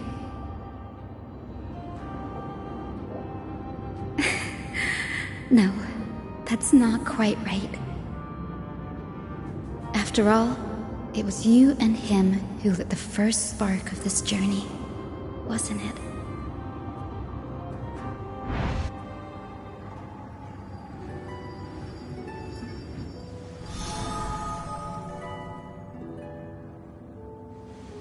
I'll tell you the story of this 1,000-year journey. That way, it won't just be my memories alone. And I'll share the moments I spent with you with everyone. That way, the path we walked becomes a memory shared by all.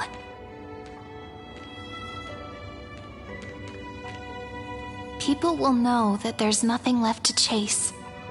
Amphorius has already welcomed the dawn foretold in prophecy.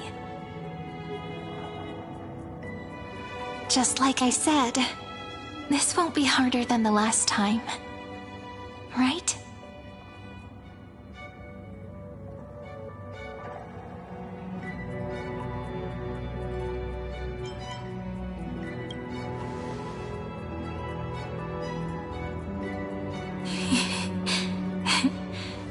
I wonder what kind of expression you're wearing right now.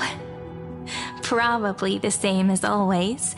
Calm, resolute, and brimming with confidence.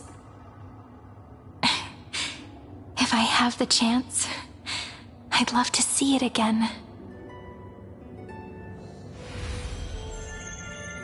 Because it's really been far too long since we parted.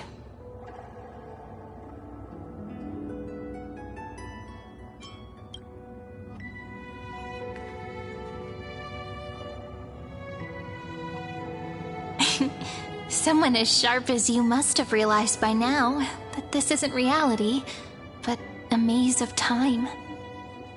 As the last link in the relay, I will return to the Temple of the Three Fates, tell Orynyx all of our stories, and bottle every page we've written into the little flask of memories. And then, may it set sail in peace. Drift down the river of time along with the core flame of world-bearing. Reach your side and lead you back to Amphorius. Just like the first time we met, right? Even though this cycle has no demigod of time, time has always stood on humanity's side. This is the only way to make sure that the Era Nova won't happen before you return. And the only way I can safely entrust the completed final flame chase journey to the Deliverer's heart. After all, the new world will be born from your memories, and the protagonist of this story mustn't be absent.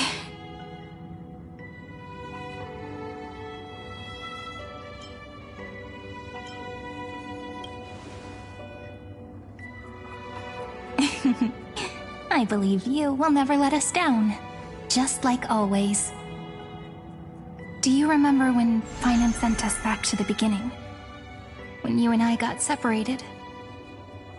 But in the end, I returned to you, carrying all that we've been through. That's what memory is. It may wear down and fade in the river of time, but it never truly leaves.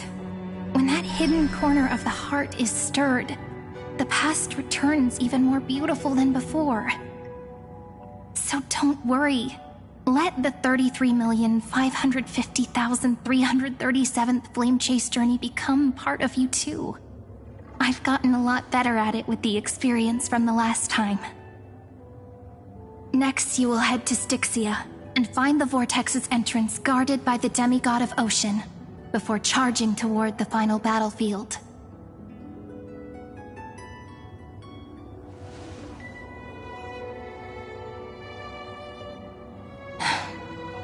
Don't worry. I'll be with you. All of us will. Even Finan. We'll stand with the Deliverer.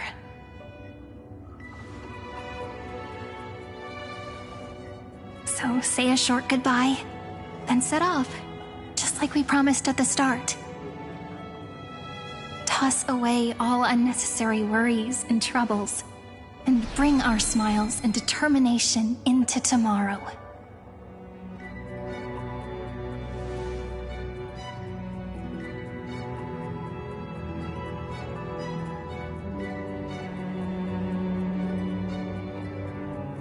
The last baton. I wonder how long you'll have to wait before passing it on to him. No matter how long it takes, it's okay. Waiting is what I do best. After all, it took 33 million cycles for him to arrive in our world. What's a few moments more? But, Sairi, what if you wait and wait, but that hero never arrives? That won't happen. Because I know that no matter how long it takes, he'll definitely return to this place. We can't let him down.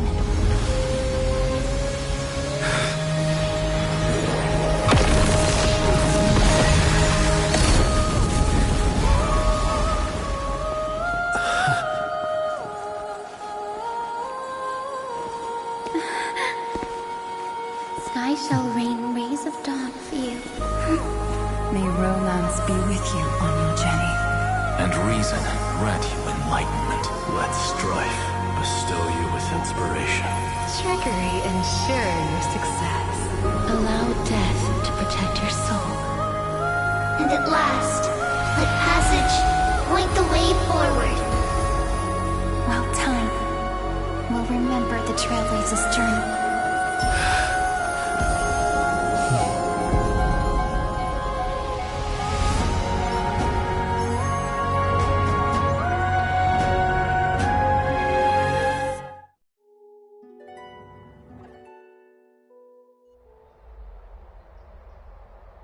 Is this Styxia? What happened to this place? I need to find the entrance to the vortex, guarded by the demigod of ocean. High Sealance. Is she still there?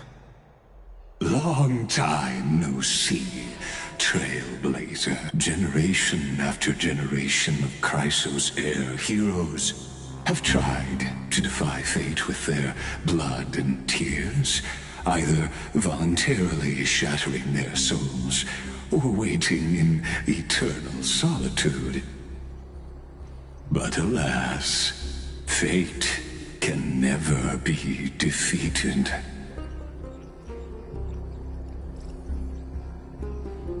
Reason and trickery may bind my flesh, but my will shall never fall silent. So the demigod of ocean, the Dux Gladiorum, High Sealance, sought to bring me into a fantasia with her voice and drown a genius in slumber. But alas, it was all a hopeless dream. That warden fell before I did, due to erosion of time, while her prisoner remained unchanged.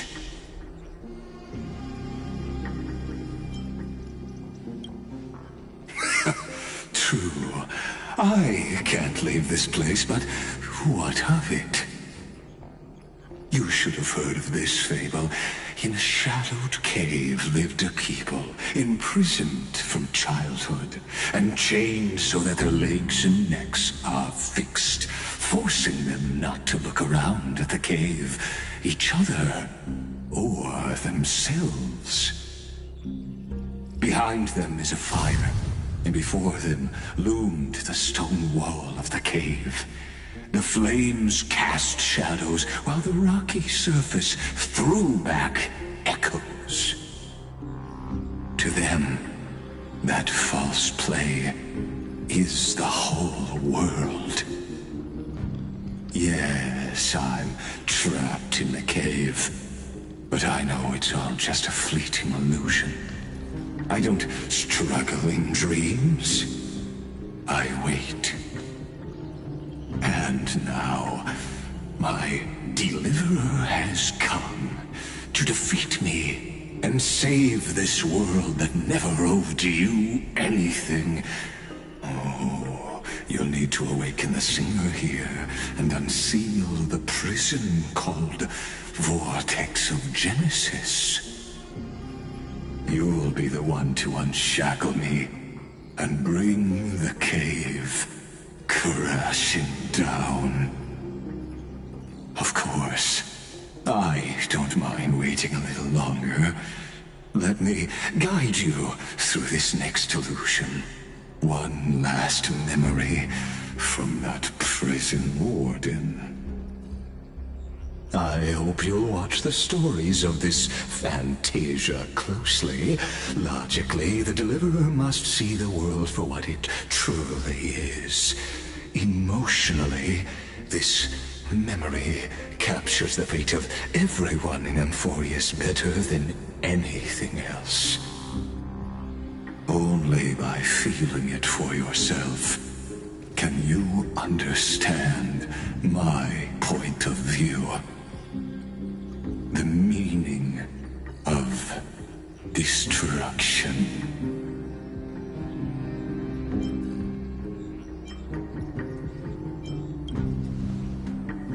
To your unshakable resolve, I salute you. But before we step onto the final stage, let me ask you this. In the spirit of that fable I told you just now, can the prisoners in the cave learn to see the shadows and echoes for what they are, and stop mistaking them for reality?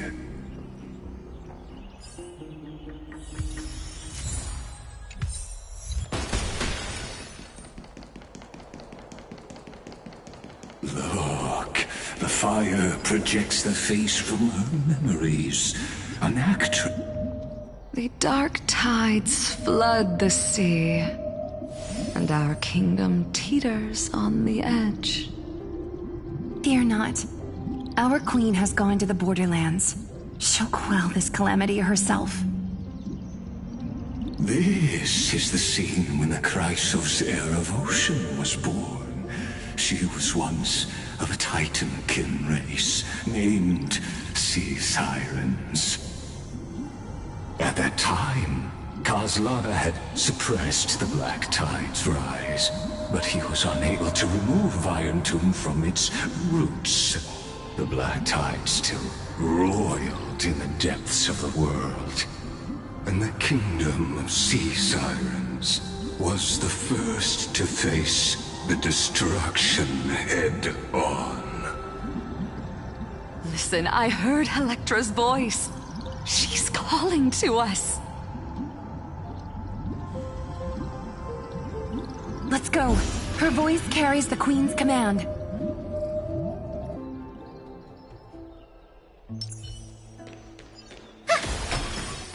To keep the Black Tide from...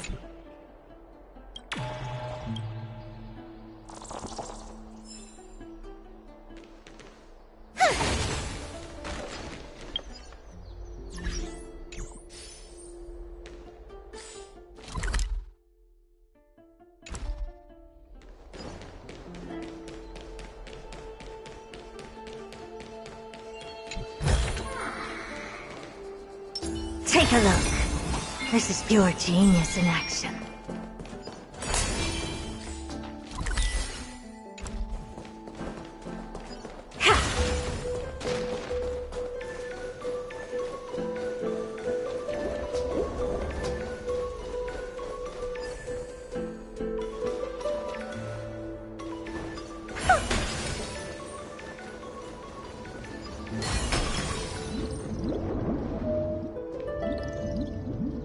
My sisters!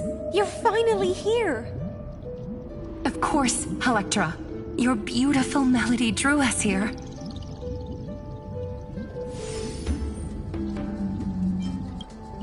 Her true name is Electra. This is a reflection of her former self, clinging to the past with aching defiance. The Queen summons us. She must be near exhaustion. The Black Tide will soon enter our borders. Then what do we do? Will our seas fall to darkness and terror as well? Don't worry. We shall lift the chalice in her stead to catch the Black Tide, and stand together to safeguard our realm and its people. Such tiny titankins, thinking they can stop the tide of truth. How naive. And that naivete is the root of all suffering.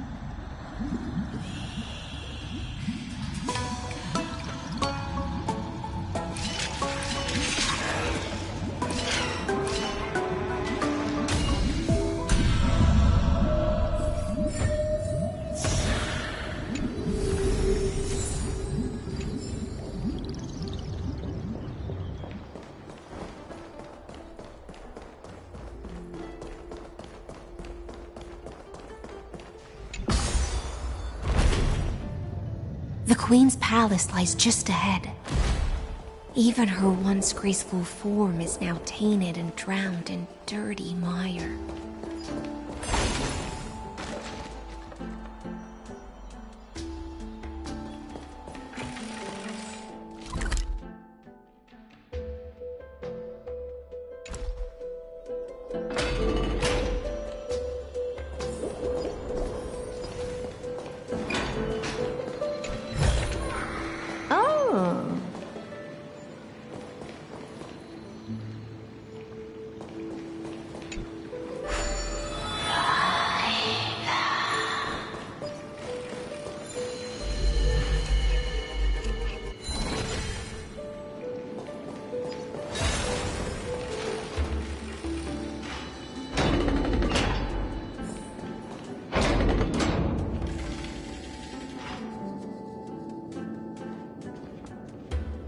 Oh, Fagusa, our noble queen, we've come at your call. My little fishlings, you swim with such joy. It pains me to speak of the kingdom's sorrow. I once believed I could drink the black tide dry, but even the deepest chalice must one day overflow, and I can hold no more of this filth. Mother, worry not. We're all children of the sea. Let us bear your fate together. We'll take up your mantle and drive back the black currents.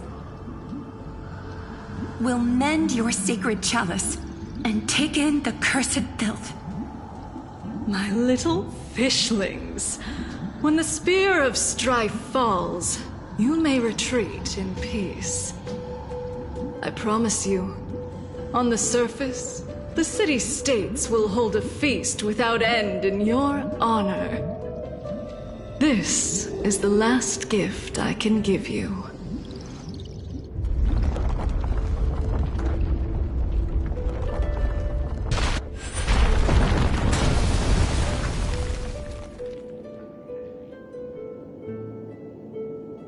Fagusa sank into the abyss.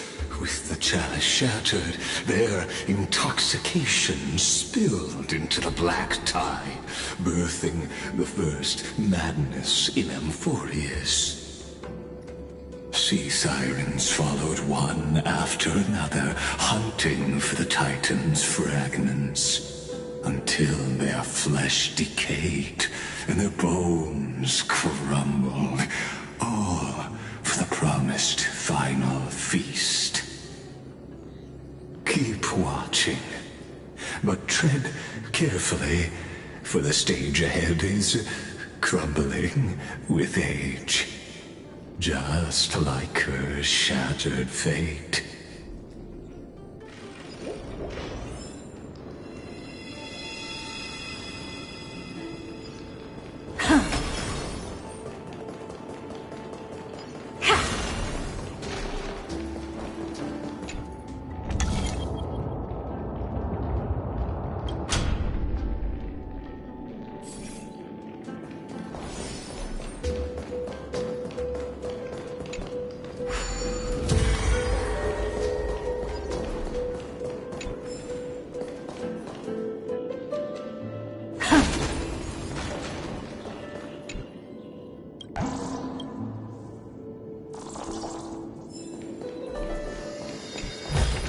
Take a look. This is pure genius in action.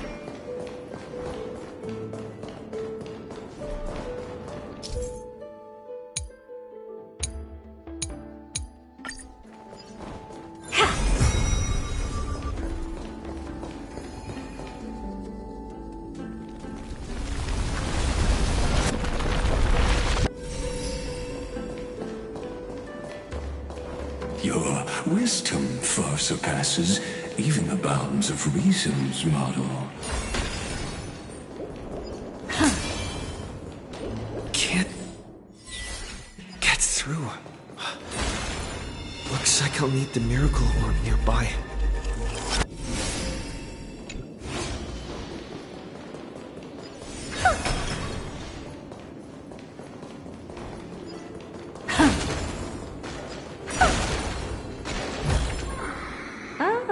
You want this? Fine. Take it and amuse yourself.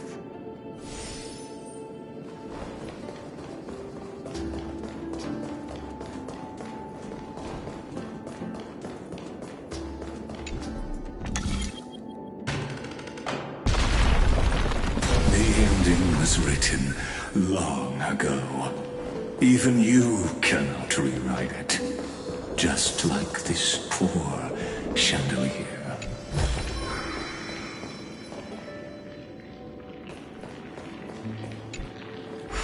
Electra!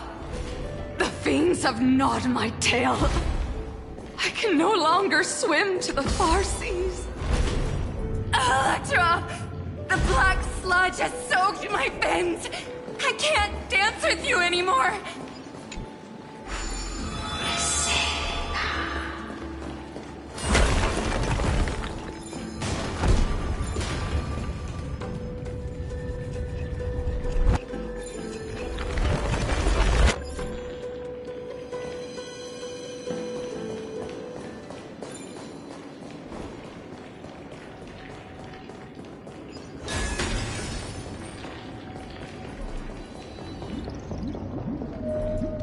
Sisters, don't give up. Remember the Queen's promise of a feast in the city called Styxia. I haven't forgotten. It visits me in dreams every night. I dreamed of a shining city, its lights piercing the deep gloom of the seabed. I dreamed of children placing garlands on our bone horns, and poets praising the sea sirens for shielding the world. But what a shame. We can go no further. Please, sing to the humans for us. Sing of the deep sea's legend in our place. Feast. Song. Electra.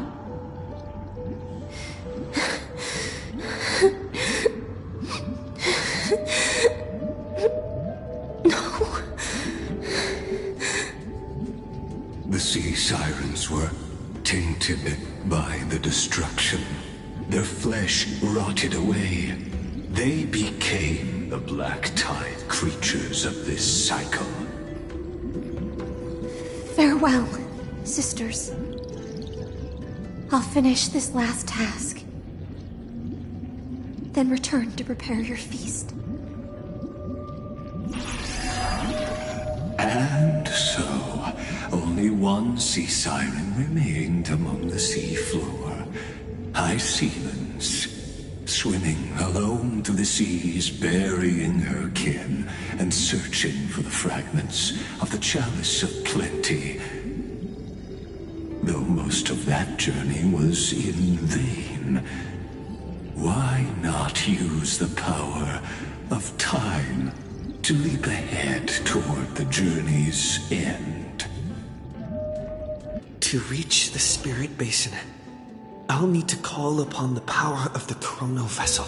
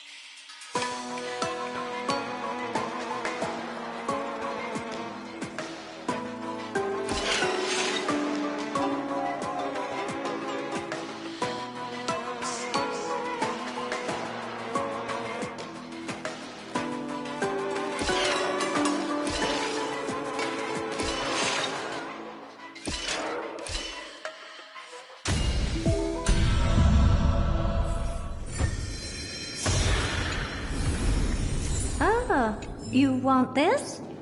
Fine. Take it and amuse yourself.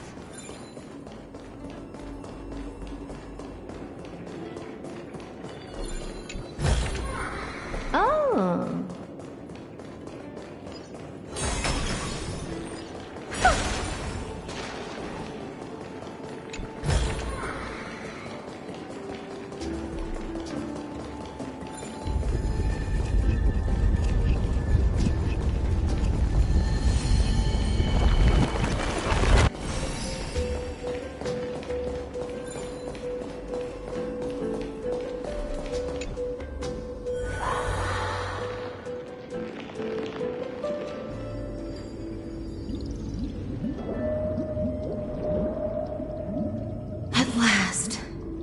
The Chalice of Plenty is whole again. The Lance of Fury emerges from the River of Souls, and the gods reclaim their duty to hold back the Black Tide. I am freed from endless toil, and now walk toward the rites at Styxia. I bore my sister's dreams upon my back, took on a graceful human form, and hoped to find a grand celebration on the shore.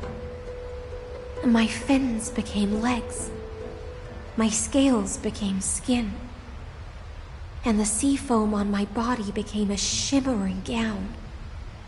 But when I stepped onto land, there were no festivals with honey brew, nor poets plucking harps. Only silent death, drifting gently along the River of Souls. When she fulfilled her wish, she only found Styxia to have already repeated the mistakes of previous cycles, and was swallowed by death. Hopes and promises are nothing but the foam of dreams. I am a sea siren, a vessel born to contain the tides. Now that my task is done, and the promise is broken, how am I to go on in a world drowned in shadow? Fagusa, my noble queen. She evaded my questions with drunken stupor. She told me a grand feast awaited me in the surface world.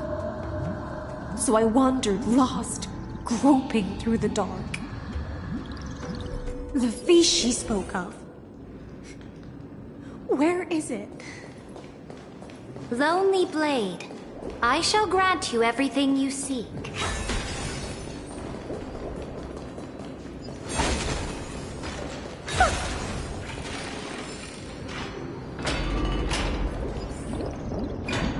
After wandering the surface for ages, the lost sea siren met her future conspirator.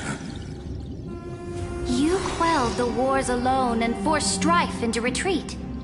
This swordfish that commands thousands of legions, whom does she serve?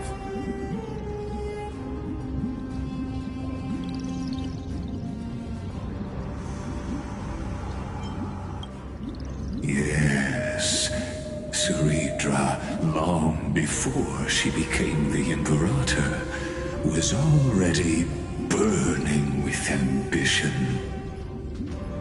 Sovereign who follows prophecy. I am no one's sword. I am just a wandering fish, seeking clarity through bloodshed. Then how about letting the sword dance for me? And letting the violin sing in my name? Tell me, what is it you seek? All I want is a feast where I might belong. Such a demand is trivial with the Sovereign's authority. I'll grant you a banquet worthy of conquest, and comrades to toast beside you. But Knight, you must offer me your heart. My heart? Yes, a loyal heart that will generate no betrayal. You were deceived by gods and drowned in the ocean's darkness. But now, I will lead you forward and be your light. So be it, noble monarch. The law you proclaim shall govern my every breath.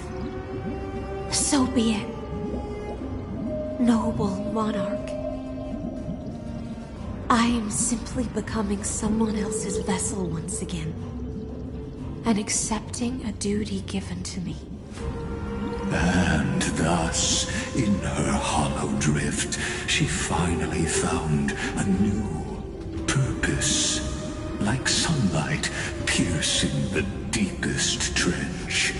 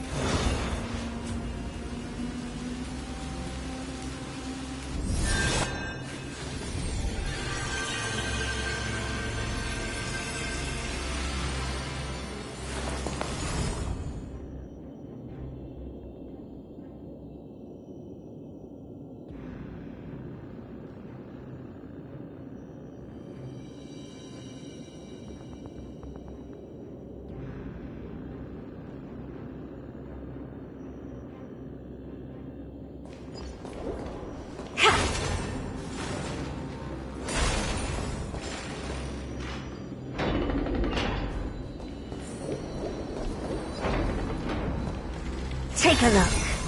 This is pure genius in action.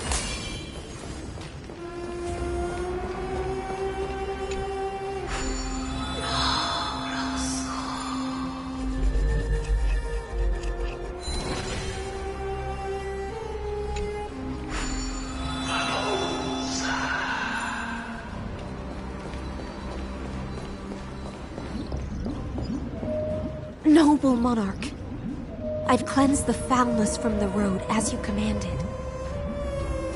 My blade, you've helped me ascend and take the crown. Ask, and you shall have your reward. What I desire is the same as before. A feast. Look, I've prepared you a grand banquet. The finest honey brew and tributes await. Fish are drawn to light by nature, for the deep sea knows only gloom. Now I found a flame. It may scald and burn, but it's the only light. Come, let us join the feast.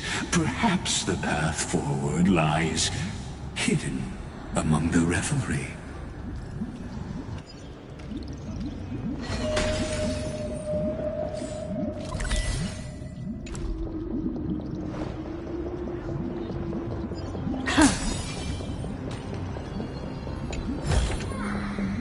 Oh, you want this? Fine. Take it and amuse yourself.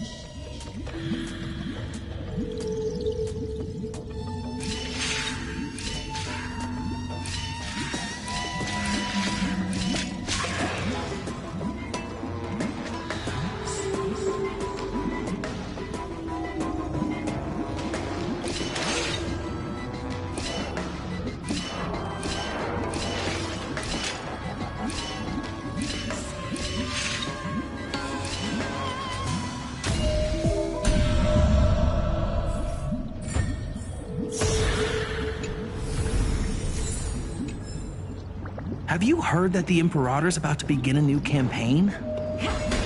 Her glory victory will no longer be bound by the borders of Enforius.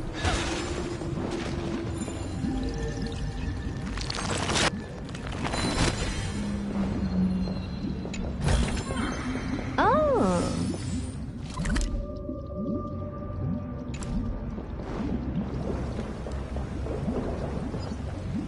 My faithful subjects, tonight's feast is not just for the past.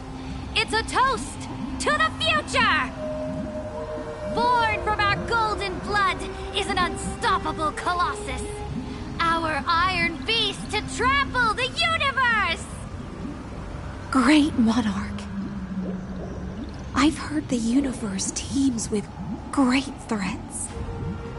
Can we truly remain invincible? Fear not. Before the troops of the destruction, such rabble is no more than cosmic dust. Surely there's a planet draped in oceans out there in the stars.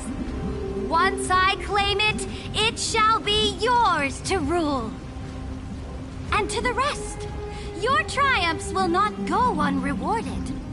I promise you a new age, free of fear. Now, raise your cups to our conquest among the Sea of Stars! Sea of Stars! Sea of Stars! Conquest among the Sea of Stars. What a grand vision. Yet, to the Siren Knight, only feasts still stir her heart. Come now, join me. Witness the end of this futile dream. Where's the way out of this illusion? Come quick! Let's celebrate together! I've saved the finest brew! Come taste it with me!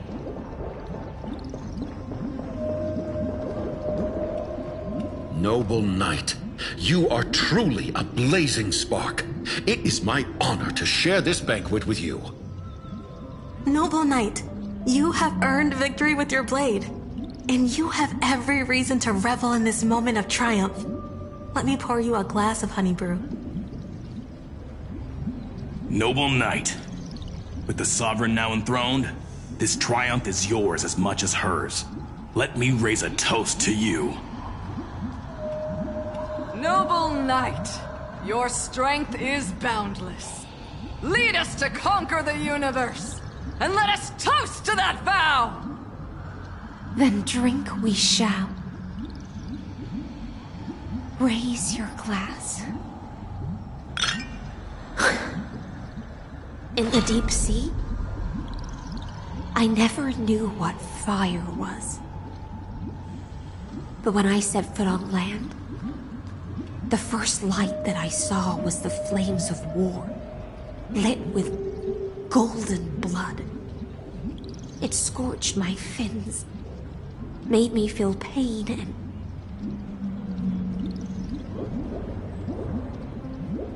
ignited an unprecedented hunger. A hunger that flickers in every hero's heart. So bright, yet so blinding. Look! The monarch herself has taken her seat! Hear that? The court sings her praises! Come! Join us and praise her glory! One eye of hers sees glory, the other sees corpses. And yet, she cherishes the name of glory more than fear and death. As they say, the coward died 1,000 times before his end. But the brave face death but once, which gods stand witness. On the eve of war, we sang our hymns and set our sights to sail beyond the stars. The legions will climb aboard the beast, riding it like currents across the cosmos. Planets after planets flew the flags of her crown. Realm after realm was ignited by her flames of war. As the final resistance fell silent, a vast empire rose from among the stars. And this small pond at last embraced prosperity and peace. That's how the story ends. Tell me, visitor, in this dream, did you enjoy the show?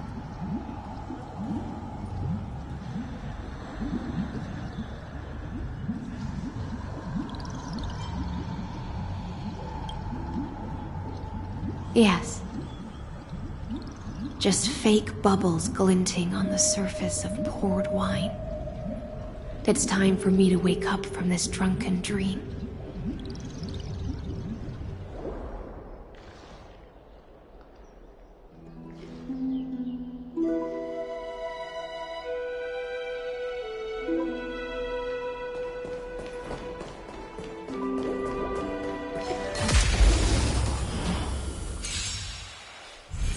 Guide with a rainbow brim. Have some sunshine.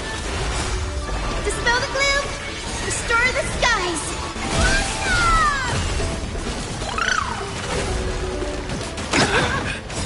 Lighting the west wind.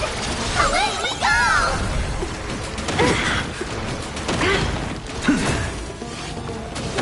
Open sesame. Show me the way.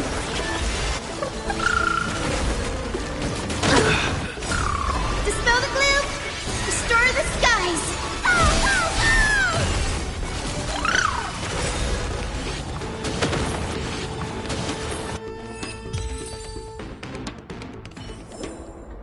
Amazing. But then again, it's me we're talking about.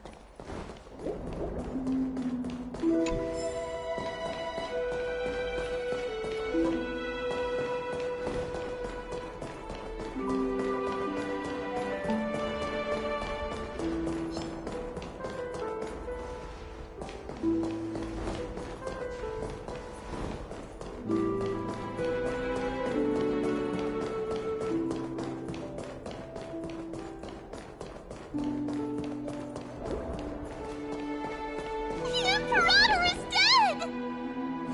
The Imperator is dead! The Imperator is dead!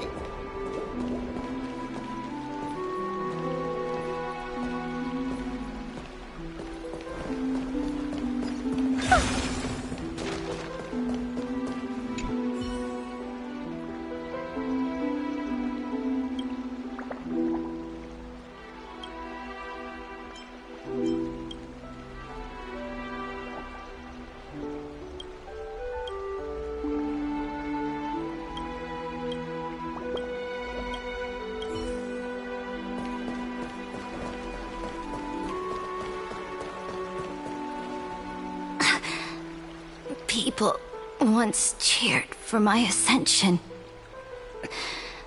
And now they cheer for my fall. The cosmos. The battlefield that I cannot reach.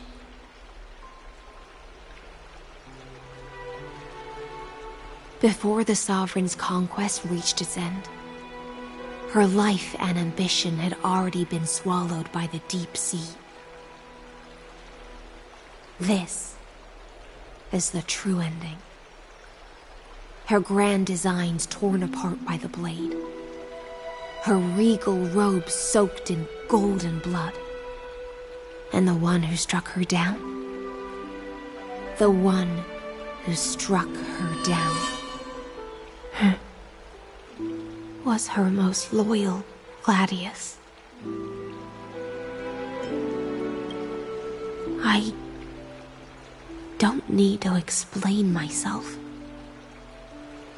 A fish in a pond has no hope against the surge of fate. I wandered the shore, found a flicker of flame, only to snuff it out with my own hand.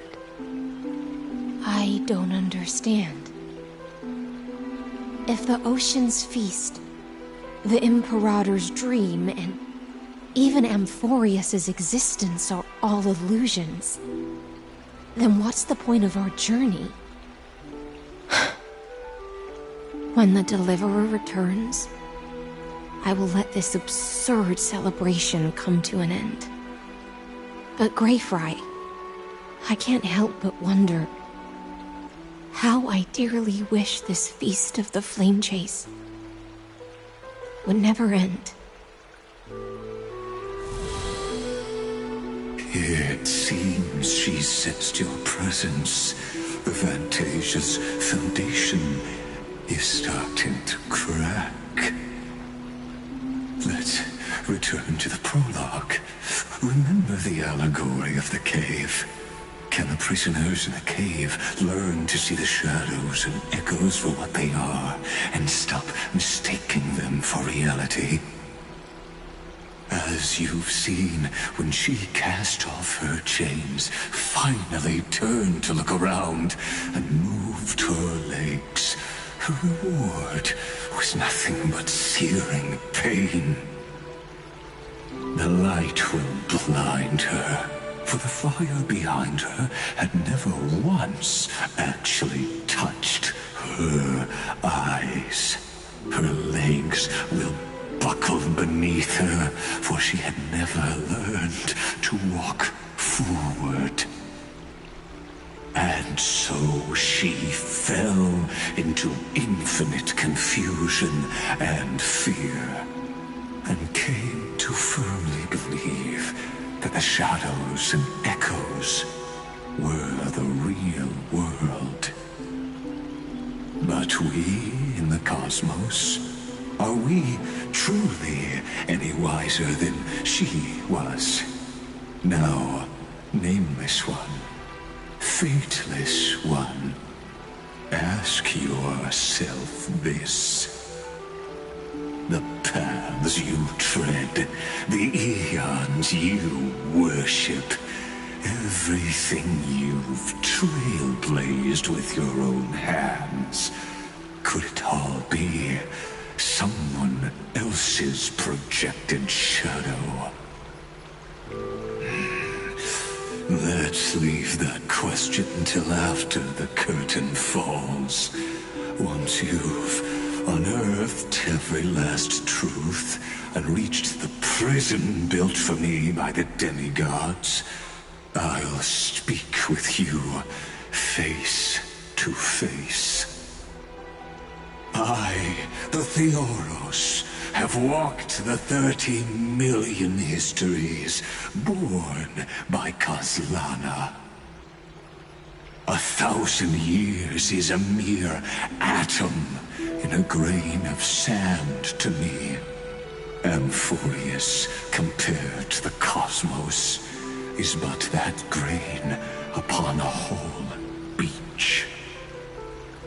I swore to bring an end to the erudition. Would I really let a single grain grind down my mind? Now, please use the power of time to open the gate to the ocean's depths. Go, find the prison warden tormented by loyalty. Find her, step into the world's vortex, and once there, end everything between us. That palace reflects the heart of the demigod of ocean, intoxicated, stagnant. There, you'll witness the true beginning of the saga of deliverance. An ugly history, long buried by tides and shame. A staircase of apotheosis that the Imperator forged with the golden blood of 500 human sacrifices under the pretense of conquest. forest. I'll wait for you at the heart of the world. But to reach the place... Beyond this door lies the path to the vortex of Genesis.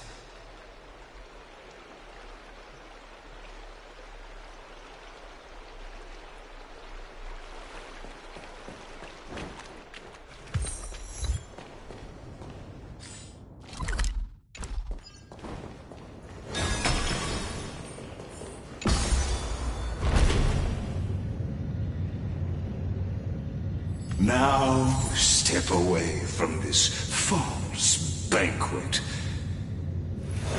And then onto that bloody stage.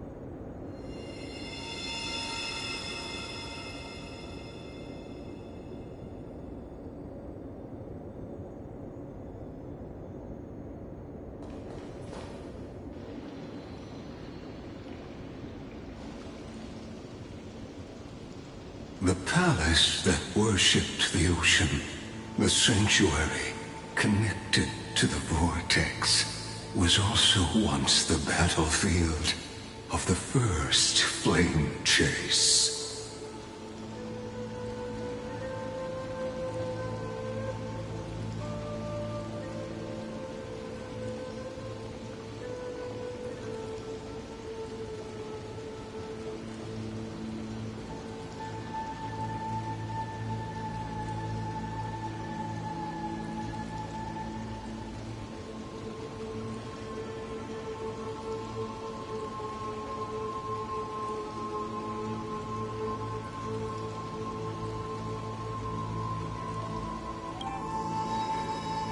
Her exuberant song halted the passage of time in this place, imprisoning my body and shielding my soul from deterioration.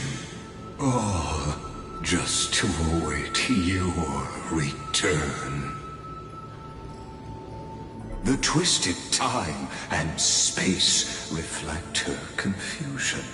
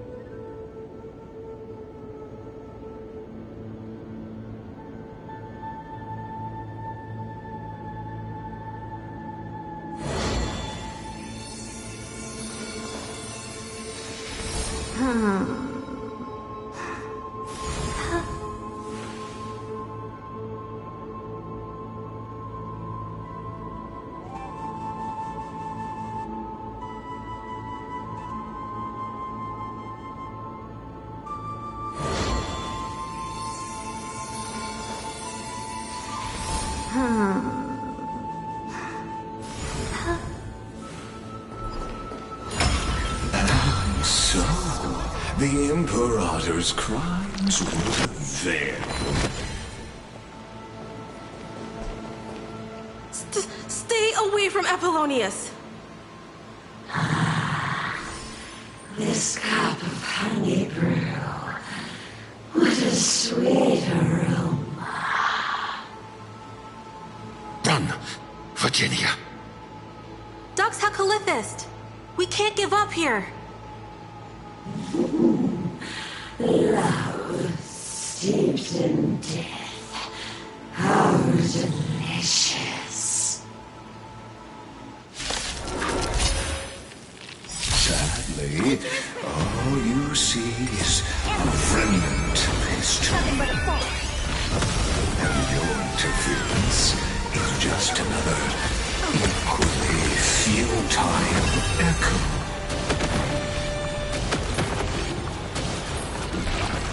Have some sunshine! Dispel the gloom! Restore the skies!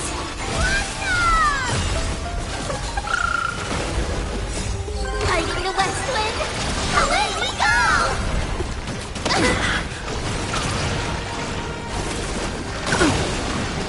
With this divine power, I reforge all things!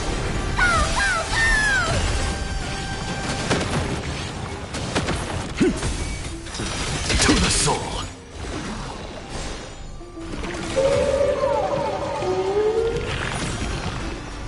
Expand your thinking. Endless riddles. Nothing but a void.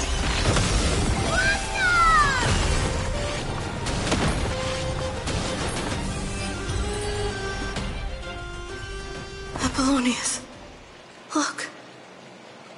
I chased the enemy away. But I think I can't go any further. I'm sorry, Virginia, for letting you. It's okay. I'm glad to die by your side. Ah, such an ironic twist of fate. Even as the foundation of the world crumbles, the heartless Imperator still made the same decision she did in the past 30 million cycles. During the first Flame Chase journey, the Flame Chase Legion stormed Styxia. Tens of thousands of sea sirens surged from the River of Souls, crashing toward the heroes like a tidal wave. The hell before you is the recreation of that very battle. Apollonius, look. I chased the enemy away.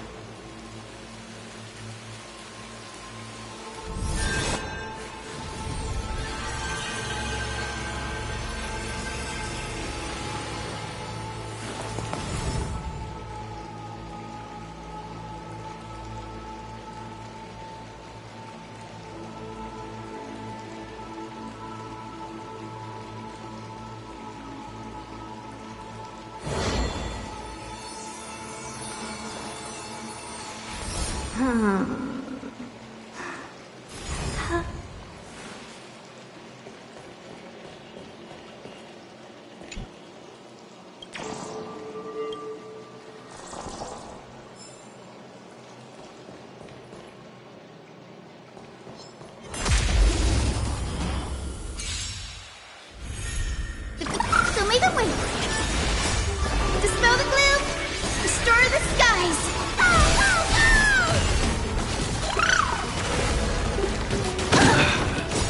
Hiding the west wind! Away we go!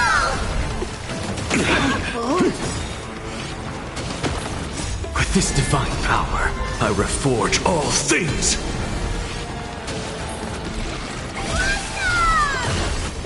Have some sunshine!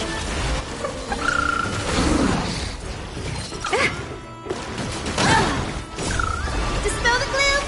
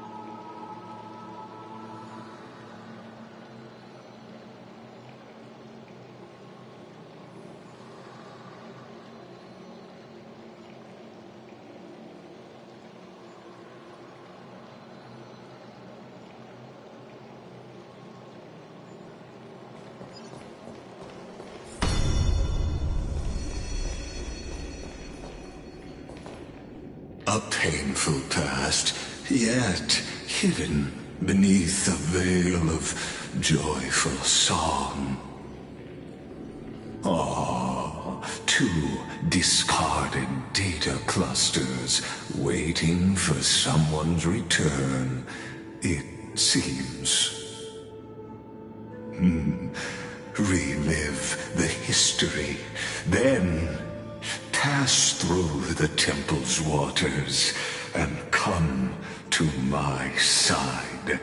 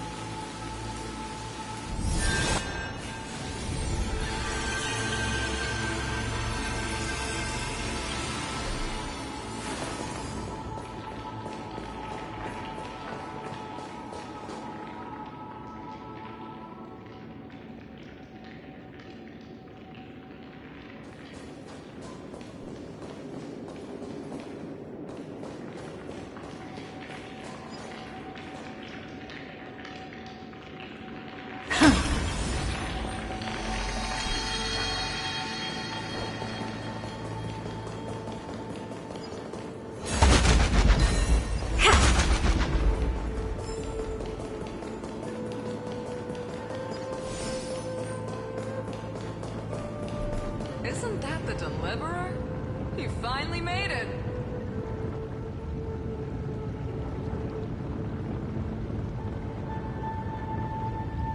Playing dead, huh?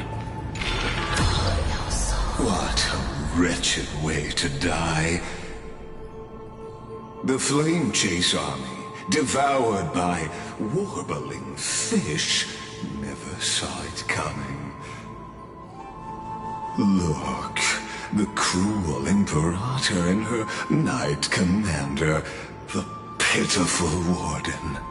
What a perfectly matched duo of test subjects. Their hands drip with blood. Golden blood. Raise the bridge and cross the river of fate. This path of the prisoner is far from over. Imperator! Imperator! Did you see my gallant deeds, Imperator?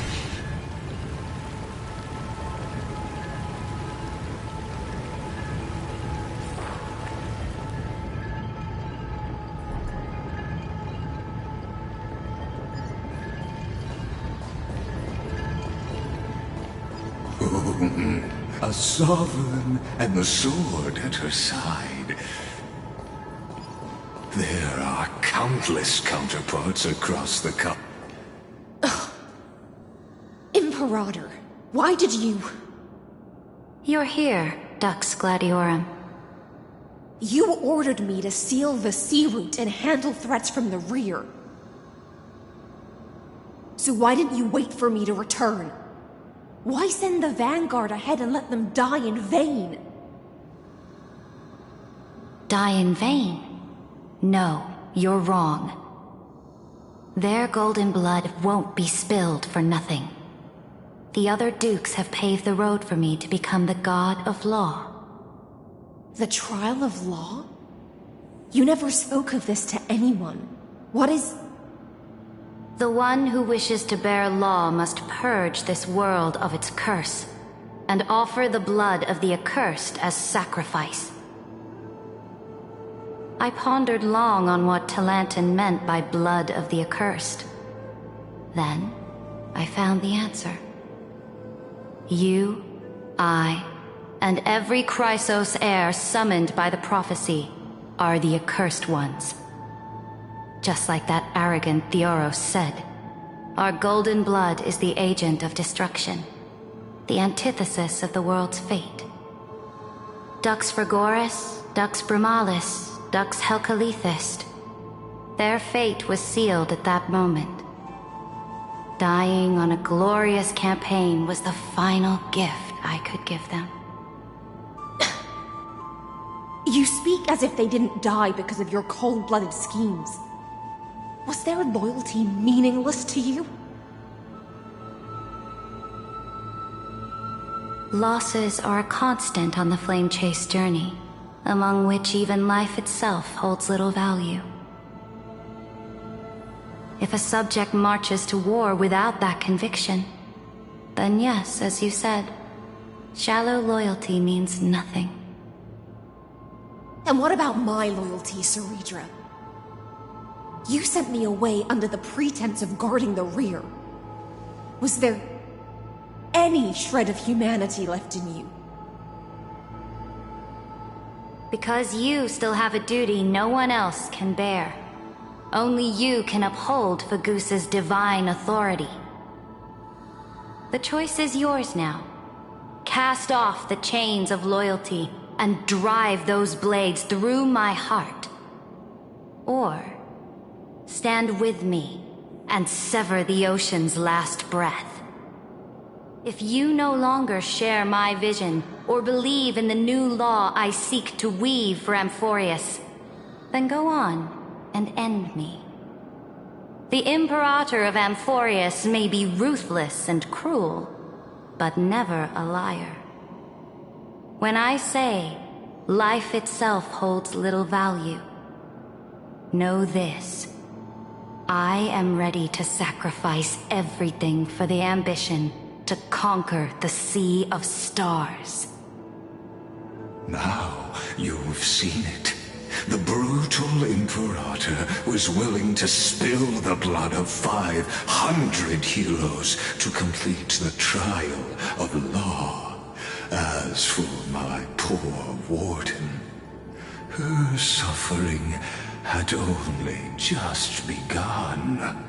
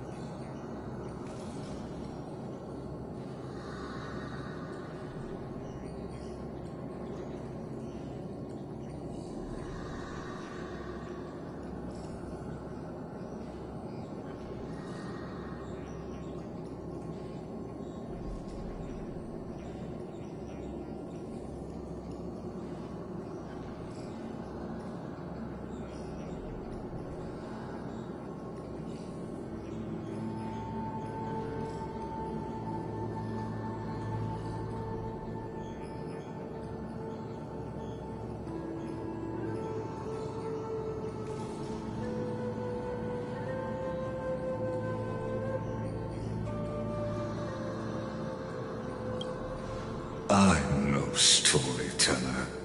I have no duty nor interest in filling in the history you've missed. I just want you to witness the monstrous choice the Imperator made before the Chrysos heir turned their blades against me.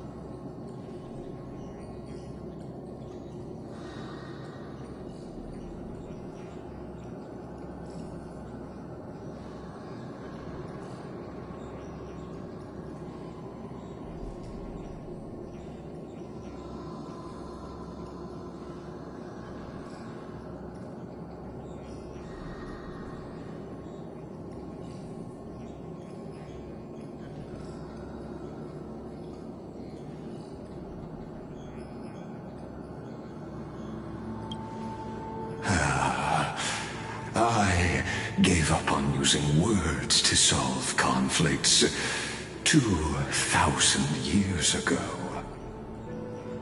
But I won't squander a chance, not even a sliver of one. If there's even a crack in the walls of your conviction, then my victory is already assured. Now that the past is settled, let's turn the page and bring time back to the present. And dive deeper still, until we reach the very bottom of the abyss.